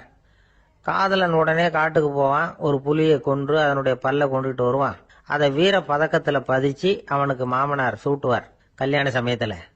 இப்போலாம் காதலன் கிட்ட அப்படி சொல்ல முடியாது. இப்போலாம் காதலன் கிட்ட காட்டுக்கு போய் புலிப்பல் கொண்டுகிட்டு வான்னு யாராவது சொன்னா புலி தான் மாப்பிள்ளையா வந்து சேரும் அப்படின்னார். அந்த ஆள் என்ன கண்ணா புண்ணான்னு திட்டிவிட்டான் சார், அதை நினைச்சா எனக்கு ரொம்ப வருத்தமா இருக்கு அப்படின்னு சொல்லி கவலைப்பட்டார் ஒருத்தர். இதுல கவலைப்படுறதுக்கு என்ன இருக்குது அப்படின்னார் ஒரு பெரியவர். அவர் ஒரு மகான். என்ன சார் இப்படி சொல்றீங்க, ஒருத்தர் நம்ம பார்த்து திட்டுனா வருத்தமா இருக்காதா அப்படின்னார். அது எப்படி வருத்தமா இருக்கும், திட்டுறதுங்கிறது என்ன, அது வெறும் சத்தம் தானே அப்படின்னார் அந்த பெரியவர். நம்ம ஆளுக்கு தலையை பிச்சுக்கலாம் போல இருந்தது. இருக்காதா பின்ன, நமக்கே அப்படி தானே தோணுது. அந்த பெரியவர் சொல்றது ரொம்ப பெரிய விஷயம். அதை நாம புரிஞ்சிக்க முயற்சி பண்ணலாம்னா நடைமுறை வாழ்க்கைக்கே அது ஒத்து வர்றது மாதிரி தெரிய மாட்டேங்குது. இருந்தாலும் அந்த பெரியவர் அதுக்கு என்னதான் விளக்கம் கொடுக்குறாருன்னு பார்ப்போமே. ஒரு ரயில் போயிட்டு இருக்கு, அதுல ஒரு சாது போயிட்டு இருக்கார். அந்த ரயில் அவர் ஹரித்வாரம் போயிட்டு இருக்கார். அவரு ரயிலில் ஏகப்பட்ட கூட்டம். நம்ம ஊர் ரயில் கேட்கவா வேணும், டிக்கெட் வாங்கிட்டு கொஞ்சம் பேர், வாங்காத கொஞ்சம் பேர். அது என்னத்துக்கு அனாவசியமா டிக்கெட் அப்படிங்கிற நினைப்புல பாதி பேர். இந்த கூட்டத்துக்கு மத்தியில் அந்த சாதுவும் போயிட்டு இருக்கிறார். உட்கார்றதுக்காக இருந்த இடத்துல ஒரு ஆள் படுத்திருக்கிறான், கொஞ்சம் முரட்டு ஆசாமி. அவன் காலு பக்கத்துல கொஞ்சோண்டு இடம் பாக்கி இருந்தது. அந்த இடத்துல இந்த சாது உட்காந்துருந்தார். மெதுவா உட்காந்துக்கிட்டார் போய். ஆனா அந்த ஆளு ராத்திரி பூரா இவரை காலால உதச்சிக்கிட்டே இருக்கிறான். அது இவருக்கு ரொம்ப அவமானமா பட்டுது. அதனால துக்கம் ஏற்பட்டது. இருந்தாலும் அதை ஒரு மாதிரியா சகிச்சுக்கிட்டே இவர் வந்து சேர்ந்தார். பொழுது விடிஞ்சது. அந்த சாது ஹரித்வார் வந்து சேர்ந்தார். அங்க ஒரு பெரிய ஞானியை சந்திச்சார். ராத்திரி ரயில்ல அந்த ஆள் உதைச்சதையும் அதனால தனக்கு ஏற்பட்ட துக்கத்தையும் இந்த சாது அந்த ஞானி கிட்ட சொன்னார். சொல்லிவிட்டு, ஏன் சுவாமி, எனக்கு துக்கம் ஏற்பட்டதே அது தப்பா அப்படின்னு கேட்டார். தவறுதான் அந்த ஞானி. உனக்கு இன்னமும் தேக அபிமானம் போகலைங்கிறது தான் அது காட்டுது. அஷ்டாவக்கிரர் என்ன சொல்றார் தெரியுமா, உண்மையான ஞானி யாராவது தன்னை வந்தனை செய்தால் அதற்காக சந்தோஷப்பட மாட்டார், யாராவது நிந்தனை செய்தால் அதற்காக வருத்தப்பட மாட்டார் அப்படின்னு சொல்றார். நிந்தனைங்கிறது ஒரு ஒலி தான். தேகாபிமானம் இருக்கிற வரைக்கும் இந்த ஒலி நம்மளை வேதனைப்படுத்தும். நான் தேகம் இல்லை, ஆத்மா அப்படிங்கிற நினைவு இருந்தா இந்த ஒலி நம்மளை பாதிக்காது. மனு என்ன சொல்றார் தெரியுமா, ஒரு சாதகன் பாராட்டுதலை விஷம்னு நினைச்சு பயப்படணும், அவமானத்தை அமிர்தம்னு நினைச்சு சந்தோஷப்படணுங்கிறார். அவமானப்பட்டா கவலைப்படாம எப்படி இருக்க முடியும் அப்படின்னு தான் நமக்கு தோணும். அதனாலதான் நம்மள யாரும் இதுக்கு உதாரணமா யாரையும் காட்ட முடியல. புத்தரையும் கபீரையும் உதாரணமா காட்டுறாங்க. அவங்களுக்கெல்லாம் அவமானம் ஏற்பட்டப்போ கவலையே படலையாம். புத்தரை அவமானப்படுத்தணுங்கிறதுக்காக கௌசாம்பி ராணி ஒரு இளம் பெண்ணை கொலை பண்ணி சடலத்தை புத்தர் குடிசைக்கு முன்னாடி போட சொன்னார். போட்டாங்க. புத்தர் தான் அந்த பொண்ணை கெடுத்து கொலை பண்ணி விட்டாருன்னு எல்லாரும் நினைச்சாங்க. ஆனா புத்தர் இதை பத்தி கவலையே படல. அப்புறமா உண்மை தெரிஞ்சதும் புத்தர் புகழ் இன்னும் அதிகமாயிட்டது. ஒரு பெரிய சபையில ஒரு மோசமான பொண்ணு நுழைஞ்சி தனக்கும் கபீருக்கும் சம்பந்தம் உண்டுன்னு சொன்னா கபீர் கவலைப்படல. அவங்க மாதிரியெல்லாம் நாமளும் இருக்க கத்துக்கணும். நிந்தனை, அபகீர்த்தி, அவமானம் எல்லாம் ஆண்டவன் கொடுக்கிற பிரசாதம்னு நினைக்கணும் அப்படின்னு சொல்றார் அந்த ஞானி. இதை கேட்ட இந்த காலத்து ஆசாமி ஒருத்தர், நான் கூட அப்படிதான் சார், யாராவது அவமானப்படுத்தினா கவலைப்பட மாட்டேன். நேத்து கூட ஒருத்தர் என்ன பலார்னு அரைஞ்சுட்டார், நான் கொஞ்சம் கூட கவலைப்படல, பேசாம வந்துட்டேன்னார். ஏன் அப்படி வந்துட்டீங்க அப்படின்னு. அவர் அரைஞ்சதுலேயும் ஒரு அர்த்தம் இருந்தது, அதனாலதான் அப்படி வந்துட்டேன்னார். ஏன் அரைஞ்சாருன்னு கேட்டேன். 10 வருஷத்துக்கு முன்னாடி 15 ரூபா அவர்கிட்ட கடன் வாங்கினேன், அதை கேட்டு கேட்டு பார்த்துட்டு கடைசியா தான் அரைஞ்சார் அப்படின்னார். ஆண்டவனுடைய பிரசாதம் இவருக்கு அடிக்கடி கிடைக்கும் போல இருக்கு. ஒரு விவசாயி விதைக்கிறதுக்காக வயல்வெளி பக்கம் போறார். விதைகளை அள்ளி வீசினார். அப்ப என்ன ஆச்சுன்னா, சில விதைகள் பாதை ஓரத்துல விழுந்தது, சில விதைகள் முள் செடிகள் மண்டி இருந்த புதருக்கு இடையில விழுந்தது, சில விதைகள் நல்ல நிலத்துல விழுந்தது. பாதை ஓரத்துல விழுந்த விதை என்ன ஆச்சுன்னா, அதெல்லாம் பறவைகள் கண்ணில் போட்டுட்டுது. உடனே உட்காந்து கொத்தி தின்னுட்டு போட்டுது. அதிகமா மண் இல்லாத பாறை பகுதியில் விழுந்த விதையெல்லாம் லேசா வேர் விட்டு முளைக்க ஆரம்பிச்சுது. அதுக்கப்புறம் வேறு கீழேயும் ஆழமாக போக முடியல, மேலேயும் சூரிய வெப்பம் அதிகம் தாங்க முடியல, எல்லாம் காஞ்சி கருகி போட்டுது. புதர் பகுதியில் சில விதைகள் விழுந்தது இல்லையா, முள் செடிகள் காடாக மண்டி போயிருந்தது. அதனால முளைச்சி வர்ற செடிக்கு நெருக்கடி அதிகமாக போட்டுது, சரியா வளர முடியல, விளைச்சலும் சரியா இல்லை. நல்ல நிலத்துல விழுந்த விதைகள் மட்டும் நல்லா முளைச்சது, நல்லா வளர்ந்தது, விளைச்சலும் பிரமாதமா இருந்தது. இந்த கதையை சொல்லிவிட்டு கேட்க செவியுள்ளோர் கேட்கட்டும் அப்படிங்கிறார் இயேசு பெருமான். ஆமா, இயேசு கடலில் நின்ற படகு ஒண்ணுல உட்கார்ந்துருக்கிறார். கடற்கரையில ஏராளமான மக்கள் உட்கார்ந்துருக்கிறாங்க. அந்த சமயத்துல தான் இயேசு ஓமைகள் மூலமா மக்களுக்கு பல உண்மைகளை சொல்லிட்டு இருக்கிறார். மக்கள் அந்த கதையை கேட்டுட்டு ஒன்றும் புரியாம முழிக்கிறாங்க. அதை கவனித்த இயேசு அந்த ஓமையை விளக்க ஆரம்பிச்சார். இதுல அந்த விதைக்கிறவர் தான் இறைவன். அவருடைய வார்த்தைகளை விதைக்கிறார். அந்த வார்த்தைகளை கேட்கிற மக்கள் அந்த விழுந்த விதைகள் மாதிரி 4 வகையானவர்கள். சில பேர் பாதை ஓரத்தில் விழுந்த விதைகள் மாதிரி. இறைவன் வார்த்தைகளை அவங்க கேட்கறாங்க, ஆனா தீய எண்ணங்கள் செய்கைகள் மூலமா விதைக்கப்பட்ட வார்த்தைகள் அழிஞ்சு போடுது. இறைவன் வார்த்தைகளை கேட்ட உடனே மகிழ்ந்து போய் உடனே சில பேர் அதை ஏத்துக்கிறாங்க. இவங்கெல்லாம் அந்த பாறை பகுதியில் விழுந்த விதைகள் மாதிரி. அதனால இவங்கெல்லாம் வேறு இல்லாதவங்க, கொஞ்ச காலத்துக்கு இறை வார்த்தைகளுக்கு கீழ்ப்படிந்து நடப்பாங்க. அதனால ஏதாவது இடைஞ்சல் ஏற்பட்டா உடனே தடுமாறுவாங்க, தங்கள்கிட்ட இருக்கிற நல்ல பண்புகளை விட்டுட்டு பாவ வழிகளுக்கு போயிடுவாங்க. முள் செடிகளுக்கு இடையில விழுந்த விதைகள் மாதிரி உள்ளவங்க யாருன்னா, இவங்களுக்கு உலக கவலை உண்டு, செல்வத்தின் மீது மயக்கம் உடையவர்கள், உலக ஆசைகள் இவங்களுக்குள்ள பூந்துடுறதுனால அங்க இருக்கிற நல்ல பண்புகள் மறைஞ்சு போயிடுது. அதனால அவங்களும் உபயோகம் இல்லாதவங்களா ஆயிடுறாங்க. நல்ல மனிதர்கள் நல்ல நிலத்துல விழுந்த விதைகளுக்கு ஒப்பானவர்கள். இவங்க இறை வார்த்தையை கேட்கறாங்க, அதை ஏத்துக்கிறாங்க, அவங்களும் நல்லபடியா வாழறாங்க, அடுத்தவங்களுக்கும் உபயோகமா இருப்பாங்க. இதுதான் இயேசு சொன்ன விளக்கம். நல்ல வார்த்தைகளை கேளுங்கள், நல்ல வார்த்தைகளை ஏற்றுக்கொள்ளுங்கள், அடுத்தவங்களுக்கு உபயோகமா இருங்க. இதுதான் பெரியவங்கள்லாம் நமக்கு சொல்லுகிற உபதேசம். ஒரு அப்பா தன்னுடைய மகனுக்கு உபதேசம் பண்ணார். இதை பாருப்பா, நல்ல வார்த்தைகளை கேட்கணும், எப்போதுமே மகன் அப்பா பேச்சை கேட்கறது நல்லது அப்படின்னாராம். நீ ஏதாவது ஒரு தப்பு பண்ணா என் தலையில ஒரு முடி நரைச்சி வெள்ளையா போடும்பா, நீ செய்யற ஒவ்வொரு தப்புக்கும் என் தலையில ஒவ்வொரு முடி வெள்ளையாயிடும் அப்படின்னாராம்.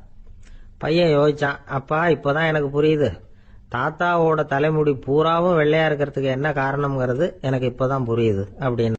ஒரு ஆள் இருந்தான், நிறைய பணம் சம்பாதிச்சான், ஆனா செலவு பண்ண மனசு வரல, கருமி. அவன் என்ன பண்ணா, சேர்த்த பணம் பூராவையும் ஒரு மரத்தடியில புதைச்சி வச்சிருந்தான். வாரத்துக்கு ஒரு தடவை அந்த மரத்தடிக்கு வருவான், புதைச்ச இடத்த ஆவலோட பார்த்துக்கிட்டு இருப்பான், அதுக்கப்புறம் போயிடுவான். அவ்வளவுதான். ஒரு நாள் ஒரு திருடன் வந்தான், இவன் புதைச்சி வச்சிருந்ததெல்லாம் எடுத்துட்டு போட்டான். இது தெரிஞ்சு போச்சு. அந்த கருமி புலம்ப ஆரம்பிச்சுட்டான். இவன் புலம்பலை கேட்டதும் அக்கம் பக்கத்தில் இருந்தவங்க எல்லாம் ஓடி வந்தாங்க. என்ன விஷயம்னு விசாரிச்சாங்க. இவன் சொன்னான். ஒரு பெரியவர் கேட்டார், ஏப்பா வாரம் இந்த இடத்த பார்க்கறதாக சொன்னியே, எப்போவாவது இதுல இருக்கிற பணத்தை எடுத்து செலவு பண்ணிருக்கியா அப்படின்னு கேட்டார். நான் அப்பப்போ அதை பார்க்கறது தான் வழக்கம், அதை தொட்டதே இல்லைன்னு. அவன், சரி அப்படின்னா இப்பவும் நீ அதே மாதிரி வாரம் ஒரு தடவை இந்த இடத்த பார்த்துட்டு போகலாமே அப்படின்னாராம் அந்த பெரியவர். அதுவும் சரிதானே, எவ்வளவு காலமானாலும் அவன் அந்த பணத்தை எடுத்து செலவு பண்ண போறதில்ல. அப்படி இருக்கிறப்ப உள்ளே பணம் இருந்தாலும் ஒண்ணுதான், இல்லாம போனாலும் ஒண்ணுதான். இதுல இருந்து என்ன புரியுதுன்னா, ஒருத்தர்கிட்ட இருக்கிற பணத்தை கொண்டு அவர் பணக்காரரா ஏழையா அப்படின்னு முடிவு செய்யறது சரியில்லை. அந்த செல்வத்தை அனுபவிக்கிற திறன், பயன்படுத்துற திறன், அதை வச்சுதான் அவர் ஏழையா பணக்காரரா அப்படிங்கிறத நிர்ணயம் பண்ணணும். அதுதான் சரி. செலவு பண்ண தெரியாதவன் சேகரம் பண்ணிட்டே இருக்கிறதுனால என்ன பிரயோஜனம்? தலைமுடியே இல்லாதவன் தாராளமா சீப்புகளை வாங்கி சேகரம் பண்றது மாதிரி தானே இது. சில சமயம் செலவு பண்ண நாம தயாரா இருந்தா கூட அந்த செல்வம் நமக்கு பயன்படுறதில்ல. அரேபியாவில் ஒரு நகை வியாபாரி விலை உயர்ந்த முத்துக்களை எல்லாம் அவர் வச்சு வியாபாரம் பண்ணிட்டு இருந்தார். அவர் ஒரு சமயம் ஒரு பாலைவனம் வழியா போயிட்டு இருக்கிறார் ஒட்டகத்துல. அப்போ திடீர்னு கடுமையான புயல் வீச ஆரம்பிச்சுட்டுது. திசை தவறி இவர் எங்கேயோ வந்துட்டார். கூட வந்தவங்களையும் காணல, எங்க போனாங்களோ தெரியல. இவர் ரொம்ப பயந்து போய் அங்கேயும் எங்கேயுமா அலைஞ்சு திரியிறார். வழியே தெரியல, பசி கடுமையாயிட்டுது. ஒட்டகத்து முதுகுல ஒரு மூட்டை இருந்தது, அதை பிரிச்சு பார்த்தார். உள்ள ஏதாவது இருக்கான்னு தேடி பார்க்கறார். அது வரைக்கும் கண்ணில் தட்டுப்படாத அபூர்வமான ஒரு பை கண்ணில் பட்டுது. ஆஹா, அதில் ஏதாவது சாப்பிட்றதுக்கு இருக்கும் அப்படின்னு நினச்சி ஆவலாக அதை பிரித்து பார்க்குறார். அந்த பையில் விலை உயர்ந்த முத்துக்கள் நிறைய இருந்துதான். அப்போ தான் அவர் நினைச்சாராம், விலை உயர்ந்த முத்துக்கள் கூட சாப்பிட்றதுக்கு உணவாக முடியாது அப்படிங்கிறத புரிஞ்சுக்கிட்டாராம். எந்த நேரத்தில் எது நமக்கு தேவையோ அது நமக்கு தாராளமாக கிடைக்கணும். அப்படி அது கிடைக்கிறதுக்கு நம்மக்கிட்ட இருக்கிற செல்வம் பயன்படணும். அது நமக்கும் பயன்படலாம், நம்ம மூலமாக அடுத்தவங்களுக்கும் பயன்படலாம். அதுதான் செல்வத்தின் பயன். ஒரு மரத்தடியில் ஒருத்தன் உட்காந்து அழுதுகிட்டு இருந்தான். அந்த பக்கமாக வந்த இன்னொருத்தன் ஏப்பா அழுதுகிட்டு இருக்கிறேன்னு கேட்டான். இந்த இடத்துல தான் பூமிக்கு அடியில் பணம் இருக்குது, புதைச்ச இடம் தெரியல, அதான் அழறேன் அப்படின்னா. நல்லா ஞாபகப்படுத்தி பாரு, எந்த இடத்துல புதைச்ச அப்படின்னு கேட்டான் இவன். அது எப்படி எனக்கு தெரியும், புதைச்சி வச்சிருக்கிறவன் நான் இல்லையே, எங்க எதிர்த்த வீட்டுக்காரன் அப்படின்னானா இவன். ஒரு ராஜா இருந்தார். நாடு பூராவும் நிறைய மரங்களை நட்டு வளர்க்கணுங்கிறது அவரோட ஆசை. தானே அதுக்கு முன்மாதிரியா இருக்கணும்னு நினைச்சார்.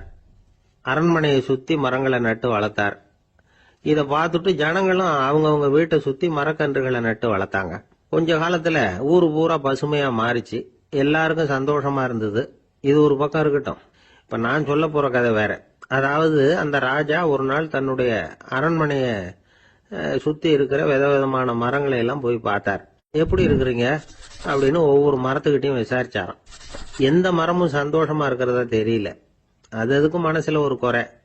முதல்ல ஆலமரத்துக்கிட்ட போனார். அது சொல்லிச்சு, மண்ணா நான் நல்லா பெருசா வளர்ந்துருக்கிறேன், அடர்த்தியா இருக்கிறேன், கிளையெல்லாம் 4 பக்கமும் நல்லா படர்ந்துதான் இருக்குது, இருந்தாலும் எந்த பிரயோஜனமும் இருக்கிறதா தெரியல எனக்கு. என்னுடைய பழம்லாம் ரொம்ப சின்னதா இருக்குது, என் கண்ணுக்கு சரியா புறப்பட மாட்டேங்குது. நான் இருக்கிற சைஸுக்கு என்னுடைய கிளையில இருக்கிற பழம்லாம் எவ்வளவு பெருசா இருக்கணும், அது இத்தினூண்டு இருக்கிறது எனக்கு பெரிய அவமானமா இருக்கு. இப்படி இங்க நின்றுகிட்டு இருக்கிறதே ரொம்ப கூச்சமா இருக்கு. ஒரு நல்ல புயல் வந்ததுன்னா பேசாம சாஞ்சு விடலாமான்னு பாக்குறேன் அப்படின்னு புலம்புது ஆலமரம். சரி இருக்கட்டும்னு நினைச்சுக்கிட்டு ராஜா அடுத்தபடியா ஒரு அத்தி மரத்துக்கிட்ட போனார். அதுவும் புலம்ப ஆரம்பிச்சுட்டுது. நான் கூட பெரிய மரம் தான், இல்ல இலையெல்லாம் அழகா தான் இருக்குது, பழம் அழகா இருக்குது, இருந்தாலும் உள்ள விஷயம் இல்லையே, அத்தி பழத்தை புட்டு பார்த்தா அத்தனையும் சொத்த அப்படின்னு பழமொழியே உண்டாயிட்டுத. இப்படி ஒரு கெட்ட பேரோட நான் இருக்கணுமா அப்படின்னு புலம்புது அது. சரி இது இருக்கட்டும் அப்படின்னு சொல்லி அடுத்தபடியா வேப்ப மரத்துக்கிட்ட போனார். அது தன்னுடைய வேதனையை வெளியிட்டது. எனக்கு எவ்வளவோ மருத்துவ குணங்கள்லாம் இருக்கிறதா சொல்லிக்கிறாங்க, இருந்தாலும் என்ன பிரயோஜனம், என்னுடைய பழத்தை மனிதர்கள் யாரும் விரும்பி சாப்பிடுறது இல்லையே அப்படின்னுது. ராஜா அடுத்தாப்புல இருந்த ஒரு பனை மரத்துக்கிட்ட போனார். நான் நல்லா உயரமா தான் வளர்ந்துருக்கிறேன், மற்ற மரங்கள்லாம் என்னை வந்து அண்ணாந்து தான் பார்க்கணும், இருந்தாலும் என்கிட்ட நிழலுக்காக யாரும் வந்து ஒதுங்கிறது இல்லையே அப்படின்னுது. என்ன இது எல்லா மரமும் இப்படி திருப்தி இல்லாம இருந்துகிட்டு இருக்குதே அப்படின்னு நினைச்சுக்கிட்டே ராஜா அடுத்தபடியா அங்க இருந்த ஒரு பைன் மரத்துக்கிட்ட போனார். அழகா உயரமா பசுமையா தான் இருந்தது, ஆனா பழமோ பூவோ கிடையாது. அதை நினைச்சு அது வருத்தப்பட்டுக்கிட்டு இருக்குது. ஓக் மரம் அது ஒன்று நின்றுட்டு இருந்தது. அது என்ன சொல்லிச்சுன்னா, இலையுதிர் காலத்துல என் மேல இருக்கிற எல்லா இலைகளும் உதிர்ந்து போடுது, முடி கொட்டின மனிதர்கள் மாதிரி மொட்டையா நான் நிக்க வேண்டி இருக்குது, என்ன வாழ்க்கை இது அப்படின்னு சொல்லி அழுத்துக்கிட்டது. சரி புளிய மரம் என்ன சொல்லுது பாப்போம்னு அதுகிட்ட போனா, என்னுடைய நிழல்ல யாருமே தங்க மாட்டாங்க, உடம்புக்கு சூடுன்னு ஒதுங்கி போயிடுவாங்க, அடிமரத்தை பாத்தீங்கன்னா பட்டையெல்லாம் உறிஞ்சி பாக்குறதுக்கே கேவலமா இருப்பேன் அப்படின்னுது அது. முருங்கை மரம் என்ன சொல்லிச்சு தெரியுமா, என்னுடைய இலை காயெல்லாம் சாப்பிட்றவங்களுக்கு சத்து கொடுக்கறது வாசம் தான், ஆனா என் உடம்புல சத்தே கிடையாது, கொஞ்சம் வேகமா காத்து அடிச்சதுன்னா முறிஞ்சு விழுந்துடுறேன், என்ன வாழ்க்கை இது அப்படின்னு சொல்லி அது வருத்தப்பட்டது. ராஜா யோசனை பண்ணார், என்ன இது மரங்கள் வந்து பூமியின் வரங்கள்னு சொல்றோம், மழை பெய்யறதுக்கு அதுதான் காரணம், பூமி செழிப்பா இருக்கிறதுக்கும் அதுதான் காரணம், வீடு கட்டுறதுக்கு மரம், நாற்காலி செய்ய உபயோகப்படுத்துறதுக்கும் அதுதான் உபயோகப்படுது, மனுஷனுக்கு வேண்டிய ஆகாரங்களையும் கொடுக்குது, இப்படிலாம் இருந்தும் எல்லா மரமும் நிம்மதி இல்லாம இருந்துகிட்டு இருக்குதே அப்படின்னு நினைச்சார். அப்போ அங்க இருந்த ஒரு மகிழ மரம் அவர் கண்ணுல பட்டது. அந்த மரம் மட்டும் கொஞ்சம் நிம்மதியா மகிழ்ச்சியா இருக்கிறது மாதிரி தெரிஞ்சுது. உடனே ராஜா அதுகிட்ட போனார். உனக்கு மனசுல எதுவும் குறை இல்லையான்னு கேட்டார். இல்ல நான் சந்தோஷமா தான் இருக்கேன்னு அந்த மகிழ மரம். அப்படியான்னு ஆச்சரியமா கேட்டார் ராஜா. ஆமா மன்னா, இந்த இடத்துல நீங்க ஒரு முருங்கை மரத்தையோ வேப்ப மரத்தையோ கூட நட்டிருக்கலாம், ஆனா இந்த இடத்துல நடுறதுக்கு என்ன தேர்ந்தெடுத்திருக்கிறீங்க, அதுவே எனக்கு பெருமை, அதுவே எனக்கு திருப்தி அப்படின்னு தான் மகிழ மரம். மகிழ மரம் சாதாரணமா தான் இருக்கும், இளம் மஞ்சள் நிறத்துல பூக்கள், அது காய்ந்தும் மனம் வீசும். மகிழ மரம் மாதிரி மன திருப்தியோட வாழறதுக்கு நாம கத்துக்கணுமா. நாம இந்த உலகத்துல ஒரு நாயாவோ நரியாவோ கூட பிறந்திருக்கலாம், மனுஷனா பிறந்திருக்கிறோம், அதுவே பெருமை தானே. இந்த நிறைவு தான் மகிழ்ச்சியின் ரகசியம். ஒரு பையன் அப்பா கிட்ட போய், அப்பா நீங்க இந்த உலகத்துல ஒரு மனுஷனா பிறந்தது என்னோட அதிர்ஷ்டம் நானா. ஏண்டா அப்படி சொல்றேன்னு இருக்காரு அப்பா. நீங்க ஒரு கரடியா பிறந்திருந்தா இந்நேரம் நானும் ஒரு கரடி குட்டியா தானே இருந்திருப்பேன் அப்படின்னு நானா. ஒரு பல்கலைக்கழகம், அங்க ஒரு இலக்கிய பேராசிரியர், அவர் பாடம் நடத்திட்டு இருந்தார். ராபர்ட் பிரவுனிங் எழுதிய கவிதைகளை பத்தி சொல்லிட்டு இருக்கிறார். மாணவர்களும் ரொம்ப அக்கறையா அதை கேட்டுக்கிட்டு இருக்கிறாங்க. ஒரு குறிப்பிட்ட கவிதையை பத்தி சொல்லும் பொழுது அந்த பேராசிரியருக்கே ஒரு சந்தேகம். அதாவது அந்த கவிதையின் சரியான அர்த்தம் என்னங்கிறதுல சந்தேகம். பேராசிரியர் யோசனை பண்ணார். அந்த கவிதையை முழுசா புரிஞ்சுக்க முடியல. அதனால மாணவர்களை பார்த்து சொன்னார், மாணவர்களே ஒரு நாள் பொறுத்துங்க, இந்த கவிதையை எழுதின கவிஞர் எங்க வீட்டுக்கு பக்கத்துல தான் இருக்கிறார். இன்னைக்கு சாயந்தரம் நான் அவரை நேரிலேயே போய் பார்க்கறேன். பார்த்து இதுக்கு என்னங்க அர்த்தம்னு கேட்டுட்டு வந்துடுறேன். அதுக்கப்புறம் உங்ககிட்ட சொல்றேன் அப்படின்னாராம். அன்னைக்கு சாயந்தரமே அந்த பேராசிரியர் கவிஞரை தேடிக்கிட்டு போயிட்டார். கவிஞர் அவங்க வீட்டில் அவர் பாட்டு உட்காந்துருந்தாராம். இவர் போய் அவர் முன்னாடி உட்காந்தார். அப்புறம் கேட்டார், ஐயா அந்த கவிதையின் முழு பொருள் என்னன்னு தெரிஞ்சுட்டு போறதுக்காக வந்திருக்கிறேன் அப்படின்னாராம். எந்த கவிதை அப்படின்னாராம் அவரு. இவர் அந்த கவிதையை சொல்லியிருக்கார். கவிஞர் கொஞ்சம் யோசனை பண்ணிவிட்டு அப்புறம் சொன்னாராம், பேராசிரியரே நீங்க கொஞ்சம் தாமதமா வந்துட்டீங்கன்னாராம். இவருக்கு ஒன்றும் புரியல. நீங்க என்ன சொல்றீங்க, நான் தாமதமா வந்துட்டேன்னா? நீங்க தான் உயிரோடு இருக்கிறீங்களே, அப்படி இருக்கும்பொழுது நான் தாமதமா வந்துட்டேன்னா அது எப்படி அப்படின்னு இவர் குழம்பி இருக்கிறார். இப்ப கவிஞர் சொன்னாராம், ஐயா நான் உயிரோட இருக்கிறேன்னா இல்லையாங்கிறது முக்கியம் இல்லை. நான் அந்த கவிதை வரிகளை எழுதினப்போ 2 பேருக்கு அதோட அர்த்தம் தெரிஞ்சிருந்தது. இப்போ ஒரே ஒருத்தருக்கு தான் அதோட அர்த்தம் தெரியும் அப்படின்னாராம். பேராசிரியர் யோசனை பண்ணியிருக்கார். அப்படின்னா அந்த ஒருத்தர் கவிஞர் ராபர்ட் பிரவுனிங்கை தவிர வேற யாரா இருக்க முடியும்? இவர் தான் அப்படிங்கிறத அவர் மனசுல நினைச்சுக்கிட்டார். அதனால சொன்னார், ஐயா நான் தாமதமா வரல, அந்த கவிதையின் பொருள் என்ன அது சொல்லுங்கன்னார். பேராசிரியரே நான் சொல்றது உங்களுக்கு புரியலன்னு நினைக்கிறேன். நான் இந்த வரிகள் எழுதினப்போ 2 பேருக்கு அதோட அர்த்தம் தெரிஞ்சிருந்தது. அந்த 2 பேர் யாருன்னா, ஒருத்தர் ராபர்ட் பிரவுனிங், அதாவது நான், இன்னொருத்தர் கடவுள். இப்போ அது கடவுளுக்கு மட்டும்தான் தெரியும். நானே இதை பத்தி பல தடவை யோசனை பண்ணி பார்த்தேன். இது ரொம்ப அழகானது, ஆனாலும் ரொம்ப வழுக்கலானது. அதை பிடிச்சிட்டோம்னு நினைச்சிட்டு இருக்கும் பொழுதே காத்து மாதிரி அது உங்ககிட்ட இருந்து ஓடி போயிடுது. எனக்கு ரொம்பவும் வருத்தமா தான் இருக்குது. நிச்சயமா நான் தான் இந்த வரிகளை எழுதியிருக்கிறேன். அதுல அர்த்தம் இருக்குங்கிறது எனக்கு தெரியும், அதை நான் உணர்றேன். ஆனா நீங்க என்னை மன்னிக்கணும். எனக்கே கூட அதை என்னால விளக்க முடியல. அப்படி இருக்கும் பொழுது உங்களுக்கு எப்படி அதை நான் விளக்க முடியும் அப்படின்னாரா அந்த கவிஞர். அனுபவிக்கப்படக்கூடிய எல்லாமே விளக்கப்படக்கூடிய ஒன்றல்ல, விளக்கப்படும் எல்லாமே அனுபவிக்கப்படக்கூடிய ஒன்றல்ல அப்படிங்கிறது ஞானிகளுடைய கருத்து. அதுக்காக தான் அந்த சம்பவம். வாழ்க்கையில் நீங்கள் தொடர்ந்து ஆய்வு செய்து கொண்டே இருக்கக்கூடிய விளக்கங்களை ஒருபோதும் அடைய முடியாத பரிமாணங்கள் இருக்கிறதுனால தான் அது அலுப்பு தட்டாமல் இருக்குது. உங்களால் நிறைய அனுபவிக்க முடியும், இருந்தாலும் நீங்கள் அனுபவித்து அறிந்த விஷயங்கள் கூட வார்த்தைகளால் விளக்கப்பட முடிவதில்லை அப்படிங்கிறது பெரியோர் சிந்தனை. இதெல்லாம் ஒரு பக்கம் இருக்கட்டும். நமக்கு தெரிஞ்ச பேராசிரியர் ஒருத்தர் 1 மணி நேரம் ரொம்ப விவரமா வகுப்பு எடுத்தார். கடைசியா சொன்னார், மாணவர்களே ரொம்பவும் எளிமையா விளக்கமா எல்லா விவரமும் சொல்லியிருக்கிறேன். அதனால இதுல உங்களுக்கு சந்தேகம் வர்றதுக்கு வாய்ப்பே இல்லை. இருந்தாலும் கேட்க வேண்டிய கடமை கேட்கிறேன். இது வரைக்கும் நடத்தினதுல யாருக்காவது ஏதாவது சந்தேகம் உண்டா அப்படின்னு கேட்டாராம். எனக்கு ஒரே ஒரு சந்தேகம் தான் சார் அப்படின்னு எழுந்திரிச்சு நிக்கிறான் ஒருத்தன். என்னன்னு கேட்டாராம். இது வரைக்கும் நீங்க என்ன பாடம் சார் நடத்துனீங்க அப்படின்னானா அவன். ஒரு ஊர்ல ஒரு ராஜா இருந்தார். அவர் ஒரு பூனை வளர்த்தார். ரொம்ப செல்லமா அவர் அந்த பூனையை வளர்த்தார். அவர் என்ன பண்ணுவார் தெரியுமா, இரவு நேரத்தில் அந்த பூனையோட தலையில ஒரு விளக்க வச்சிருவார். அந்த பூனை ரொம்ப ஜாக்கிரதையா அந்த விளக்கு கீழே விழுந்துடாம பார்த்துக்கும். தலையை ஆட்டாம ரொம்ப நிதானமா ராஜா பின்னாடி நடந்து போய்கிட்டே இருக்கும். அந்த விளக்கு வெளிச்சத்துல எல்லா வேலைகளையும் செஞ்சிருவார். கையில ஒரு விளக்க தனியா எடுத்துட்டு போக வேண்டிய அவசியமே இல்லை. விளக்க தூக்கிட்டு போற வேலையை அந்த பூனை பார்த்துக்கும். அதனால ராஜாவுக்கு அந்த பூனை மேல ரொம்ப பிரியம். மந்திரிகளை எல்லாம் கூப்பிட்டு அவங்க கிட்ட சொல்லுவார், பாத்தீங்களா இந்த பூனை எவ்வளவு விசுவாசமா நடக்குது, என் பேர்ல எவ்வளவு மரியாதை பாத்தீங்களா அதுக்கு அப்படிம்பார். இதை கேட்டுட்டு அங்கிருந்த அமைச்சர்கள் ஒருத்தர் சொன்னார், மன்னா நீங்க சொல்றது சரிதான், இருந்தாலும் இந்த பூனையோட விசுவாசத்தை நாம கொஞ்சம் சோதிச்சு பார்க்க வேண்டியிருக்கு அப்படின்னாராம். சரி உங்க ஆசையை ஏன் கெடுக்கணும், நல்லா சோதிச்சு பாருங்க அப்படின்னு சொல்லிவிட்டார் ராஜா. உடனே அந்த அமைச்சர் என்ன பண்ணார் தெரியுமா? எங்கேயோ புறப்பட்டு போனார். ஒரு 5-6 எலிகளை பிடிச்சிட்டு வந்தார். அரண்மனையில் ராஜா ஏதோ வேலை பார்த்துக்கிட்டு இருக்கிறாரு. பக்கத்தில் அந்த பூனை ரொம்ப பணிவாக நின்றுக்கிட்டு இருக்குது. அது தலையில் விளக்கு எரிஞ்சுக்கிட்டு இருக்கு. அமைச்சர் தான் பிடிச்சிட்டு வந்த எலிகளை அந்த பூனை பார்வையில் படுறது மாதிரி எதிரில் விட்டார். அந்த எலிகள்லாம் அங்கேயும் இங்கேயும் ஓட ஆரம்பிச்சுது. அதை பார்த்தது பூனை. அவ்வளவுதான். தலையில் இருக்கிற விளக்கை பற்றியும் கவலைப்படல, ராஜாவை பற்றியும் கவலைப்படல.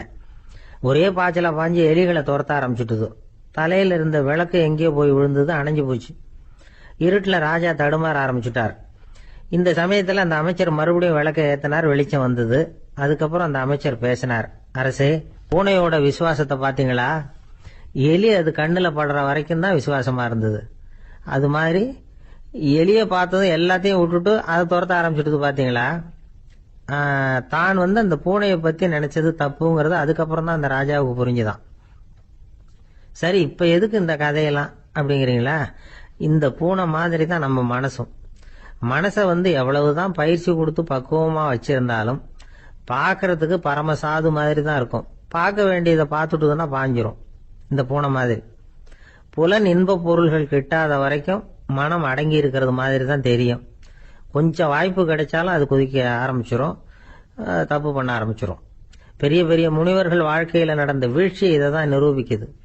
புலன்களின் ஆற்றல் அதிகம். அதனால மனக்கட்டுப்பாடு பயிற்சிகள்ல ரொம்ப எச்சரிக்கையா இருக்கணுங்கிறார் சுவாமி சிவானந்தர். மது பழக்கத்தையே விட்டுட்டேன்னு உறுதியா இருப்பான். கடை கண்ணுல பட்டுட்டுதுன்னா கால் அவனை கேட்காமலே இழுத்துக்கிட்டு உள்ள போயிடும். இதுதான் மனசுங்கிறது. அதுதான் அந்த ராஜா வளர்த்த பூனை. நம்மால் ஒருத்தன் அந்த ராஜா பூனை தலையில விளக்க வச்சது மாதிரி இவன் தன்னுடைய தலையிலேயே ஒரு விளக்க ஏற்றி வச்சுக்கிட்டு என்னத்தையோ தேட ஆரம்பிச்சான். தேடிட்டு இருக்கிறான். தலையை ஆட்டாம நிதானமா நடந்து ரொம்ப நேரமா தேடிட்டு இருக்கிறான். அந்த சமயம் அங்க வந்த ஒருத்தர் என்னத்தை தேடுறீங்கன்னு கேட்டார். அதுதான் மறந்து போச்சு அப்படின்னு இழுத்தான். சரி, கொஞ்சம் இப்படி உட்காருங்க, ஞாபகம் வந்ததும் தேட ஆரம்பிக்கலாம் அப்படின்னாரு அவரு. இவன் கொஞ்ச நேரம் உட்காந்து யோசிச்சான். அப்புறம் திடீர்னு எழுந்திருச்சான். ஞாபகம் வந்துட்டுதுன்னா. என்னன்னு கேட்டார். எங்க வீட்டுல இருந்த விளக்க எங்க வச்சேன்னு தெரியல, அதான் தேடிட்டு இருக்கிறேன், ஏத்தி வைக்கலாம்னு பாக்குறேன் அப்படின்னா. ஒரு சின்ன பையன் வந்தான். அவனை பார்த்து ஒரு கேள்வி கேட்டோம். ஏன்ப்பா உங்க வீட்டில் அம்மா புத்திசாலியா அப்பா புத்திசாலியா அப்படின்னு. அவன் அலட்சியமா நம்மளை பார்த்து சிரிக்கிறான். என்ன சார் இது, இந்த காலத்தில் இது கூட தெரியாமல் இருக்கிறீங்களே அப்படிங்கிறான். ஒரு சின்ன பையன் நம்மளை பார்த்து இப்படி கேட்டு விட்டானே அப்படின்னு நினைக்கிறப்போ நமக்கு ஒரு மாதிரி ஆயிடும். அதுக்கப்புறம்தான் இந்த தாத்தா பாட்டிலாம் சொல்கிற ஒரு கதை ஞாபகத்துக்கு வந்தது. அது என்ன கதை தெரியுமா? ஒரு ஊரில் ஒரு அம்மாவும் பிள்ளையும் இருந்தாங்களாம். அந்த மகனுக்கு திடீர்னு தேசாந்திரம் போய் வரணும்னு ஆசை வந்துட்டுது. ஊராக போய் சுற்றி பார்க்கணுங்கிற ஆசை. அந்த அம்மாவுக்கு இது பிடிக்கல. மகனை பிரிஞ்சு இருக்கிறதுக்கு அவங்க மனசு இடம் கொடுக்கல. வேணாப்பான்னு சொல்லி பார்த்தாங்க, அவன் கேட்கல. திடீர்னு புறப்படவும் செஞ்சுட்டான். சரி, இனிமே அவனை தடுக்க முடியாதுன்னு முடிவு பண்ணிட்டாங்க அந்த அம்மா. இருந்தாலும் புத்திசாலித்தனமாக ஒரு யோசனை பண்ணாங்க. மகனை கிட்டத்தில் கூப்பிட்டாங்க. அவங்ககிட்ட சொன்னாங்க, இதை பாருப்பா, நீ தேசாந்திரம் போகிறதுன்னு தீர்மானம் பண்ணிவிட்ட, அதை நான் தடுக்கலை, போயிட்டு வந்துடும். ஆனால் போகிறதுக்கு முன்னாடி எனக்கு ஒரு வாக்குறுதி கொடுத்துட்டு போ அப்படின்னாங்க. போகிறப்போ ராத்திரியாக இருந்தாலும் பகலாக இருந்தாலும் சரி, புளிய மரத்து நிழலில் தான் தங்கணும். திரும்பி வர்றப்போ இரவும் பகலும் நீ வேப்ப மரத்து நிழல்லே தங்கணும் அப்படின்னாங்க. சரி, அப்படியே செய்கிறேன்னு சொல்லி வாக்குறுதி கொடுத்தான் பையன். புறப்பட்டு போனான். போகிற வழியில் புளிய மரத்து நிழல்லே தங்கினான், தூங்கினான். அப்படி போய்கிட்டே இருந்தான். 7வது நாள் அவன் உடம்பு சுகம் இல்லாமல் போயிட்டுது. ரொம்பவும் பலவீனமாயிட்டான். இனிமேல் நடக்க முடியாதுங்கிற நிலைமை வந்துட்டுது. யோசிச்சு பார்த்தான். சரி, இதுக்கு மேலே போக வேண்டாம் அப்படின்னு முடிவு பண்ணிட்டு திரும்பி வர ஆரம்பிச்சிட்டான். திரும்பி வர்றப்போ வழியில் வேப்ப மரத்து நிழலையே தங்கி தங்கி வந்தான். நாளுக்கு நாள் உடம்பு சரியாக வந்துட்டுது. 7வது நாள் வீட்டுக்கு சேர்றான். உடம்பு பழையபடியே கலகலப்பாயிட்டுது. பூர்ண சுகம். தேசாந்திரம் போன பையன் திரும்பி வந்துட்டானே அப்படின்னு அந்த அம்மா ஆச்சரியப்படலை. ஏன்னா அவங்களுக்கு தெரியும் இப்படி ஆகும்னு. பையன் சீக்கிரமா திரும்பி வரணுங்கிறதுக்காகத்தான் அவங்க அந்த யோசனையை சொன்னாங்க. என்ன விஷயம்ங்கிறதையும் அவங்களே சொன்னாங்க. மகனே, புளிய மரத்து நிழல் உடம்புக்கு உஷ்ணத்தை கொடுக்கும், சீக்கம் உண்டாக்கும். அதனால நீ தொடர்ந்து புளிய மரத்து நிழலில் தங்கினாவே நோய்க்கு ஆளாயிட்ட. அதனால பயணத்தை முடிச்சுக்கிட்டு திரும்பி வரணுங்கிற முடிவுக்கு வந்துட்ட. திரும்பி வர்றப்போ நீ தங்கினது வேப்ப மரத்து நிழல், அது உடம்புக்கு குளிர்ச்சியை தரக்கூடியது, நோயை தீர்க்கக்கூடியது. அதனால சுகமாக வீட்டுக்கு சேர்ந்துட்டேன். உன்னோட தேசாந்திர பயணத்தை தடுக்கிறதுக்காக தான் இப்படி பண்ணினேன் அப்படின்னாங்களாம் அந்த அம்மா. பார்த்தீங்களா அம்மாவோட புத்திசாலித்தனத்தை? அப்பாவாக இருந்தால் இப்படியா பண்ணுவார்? ஒரு அப்பா பையன்கிட்ட 10 ரூபா கொடுத்து இதை எடுத்துக்கிட்டு அடுத்த ஊருக்கு போய் அங்கே இருக்கிற மாமா கிட்ட இதை கொடுத்துட்டு வாடா, வழியில் எங்கேயாவது மரத்தடியில் படுத்து தூங்கி விடாதே அப்படின்னு எச்சரிக்கை பண்ணி அனுப்புனாராம். பையனுக்கு எச்சரிக்கையாக வாழறது எப்படிங்கிறத கற்றுக் கொடுக்கறதுக்காக இப்படி பண்ணார். அவன் பணத்தை வாங்கிட்டு போனான். அப்பா சொன்னதை மறந்துட்டு ஒரு மரத்தடியில் படுத்து தூங்கிட்டான். அவனுக்கு தெரியாமல் அவன் பின்னாடியே போன அப்பா அவன் கையில் இருந்த அந்த 10 ரூபாயை நைஸாக எடுத்துகிட்டு வந்துட்டார். அவன் பையில் தானே வச்சிருந்தான், அது தெரியாமல் எடுத்துகிட்டு வந்துட்டார். அவன் தூங்கிக்கிட்டு இருக்கான். எடுத்துகிட்டு ஒரு மறுபடியும் வீட்டுக்கு வந்துட்டார். பையன் மூழ்கிக்கிட்டு பையை தடவி பார்க்குறான், பணத்தை காணும். அழுதுகிட்டே திரும்பி வந்தான். அப்பா கிட்ட விஷயத்த சொன்னான். அப்பா சிரிச்சுக்கிட்டே சொன்னார், அதுக்கு தான்ப்பா ஆரம்பத்திலேயே எச்சரிக்கை பண்ணினேன், இனிமேலாவது நீ ஜாக்கிரதையாக இருக்கணும் அப்படிங்கிறதுக்காக தான் இப்படி பண்ணினேன். அந்த பணம் எங்கேயும் போயிடல, நான் தான் அதை உனக்கு தெரியாமல் எடுத்து வச்சிருக்கிறேன். இதோ பாரு அப்படின்னு சொல்லிட்டு சைடு பாக்கெட்டில் கையை விட்டா அது ஓட்டையாக இருக்குது. அதை எவனோ ஏற்கனவே கத்திரிச்சு எடுத்துகிட்டு போட்டான். இப்போ அப்பா முகத்தில் அசடு வழிஞ்சுதான். வாழ்க்கையில் சில சந்தர்ப்பங்களில் நாம் சில அவமானங்களை சந்திச்சே தீர வேண்டியிருக்கு. என்ன பண்ணுறது, காலம் அப்படி. அவமானப்படுறவங்க உடனே அடங்கி போயிடுறது தான் உலக வழக்கம். அவமானப்பட்டால் உடனே சீறி எழறவங்களும் உண்டு. ஆனால் அதையே ஒரு சவாலாக எடுத்துக்கிட்டு முன்னுக்கு வர்றவங்களும் சில பேர் இருக்கிறாங்க. அவங்க ரொம்ப அபூர்வம். இன்னைக்கு மனோதத்துவ நிபுணர்கள்லாம் என்ன சொல்கிறாங்க தெரியுமா? அவமானப்பட்டுட்டா உடனே அடங்கி போயிடக்கூடாதான். அதையே ஒரு சவாலாக எடுத்துக்கிட்டு மனசில் ஒரு வைராக்கியத்தோட முயற்சி பண்ணினா வாழ்க்கையில் எல்லாரும் முன்னேறலாமா. அவமானம்ங்கிறத நாம் வைராக்கியமாக மாற்றிக்கணும். அதுதான் வெற்றிக்கு வழி. ராமர் இந்த பூமியில் பிறந்ததே ஒரு வைராக்கியத்தினால தான் சார் அப்படின்னார் ஒருத்தர். எப்படிங்க அது அப்படின்னு கேட்டேன். அவர் சொன்னார், தசரதருக்கு ராமர் குழந்தையா பிறக்கணும், அப்போ தான் இங்கே இருக்கிற கஷ்டங்கள்லாம் நீங்கும் அப்படின்னு சர்வ லோகமும் எதிர்பார்த்துக்கிட்டு இருக்குது. ஆனால் அவர் எப்போ பிறப்பார் அப்படின்னு யாருக்கும் தெரியல. அந்த காரியம் சீக்கிரம் நடக்கணுமே, அதுக்கு என்ன பண்ணுறது?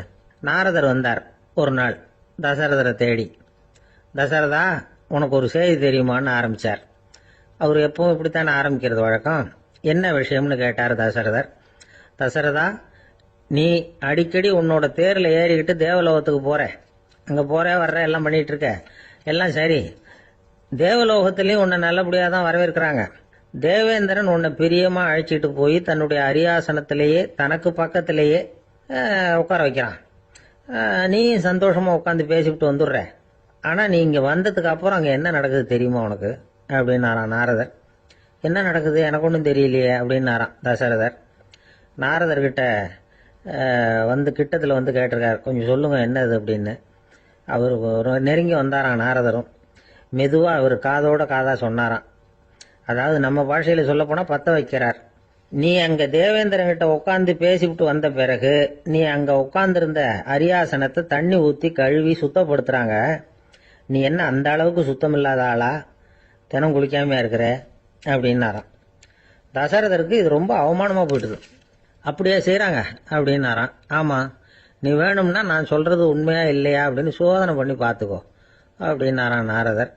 உடனே தசரதர் இதுக்காகவே புறப்பட்டு தேவலோகம் போனார்.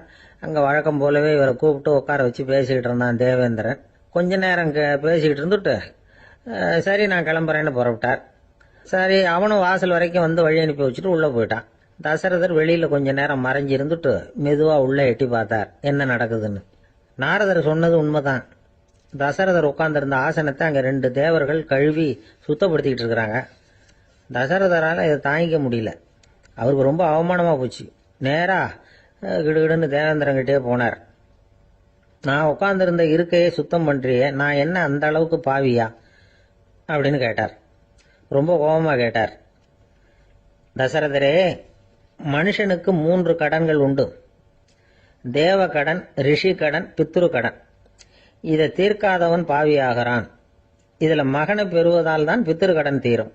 உனக்கு மகன் கிடையாது, அதனால நீ பாவியாகிற. பாவி உட்கார்ந்திருந்த இடம்ங்கிறதுனால அதை சுத்தம் செய்ய வேண்டியது எங்கள் கடமை அப்படின்னு நானும் தேவேந்திரன். இந்த இடத்துல தசரதருக்கு ஏற்பட்ட அவமானம் ஒரு வைராக்கியமா மாறிச்சு. தேவேந்திரனே கேட்டுக்கோ, ஒரு மகனை பெற்ற பிறகுதான் இந்த சபையில மறுபடியும் அடி எடுத்து வைப்பேன் அப்படின்னு சொல்லிவிட்டு போயிட்டாராம். போய் புத்திர காமேஷ் யாகம் பண்ணார், புத்திரர்கள் பிறந்தார்கள். இந்த கதையில உள்ள கருத்து என்னன்னா, தேவேந்திரன் தசரதரை அப்படி அவமானப்படுத்தலைன்னா அவருக்கு இப்படி ஒரு வைராக்கியம் பிறந்திருக்குமா? யோசிச்சு பார்க்கணும். நமக்கு ஏற்படுகிற சில அவமானங்களையும் வைராக்கியமா மாத்தி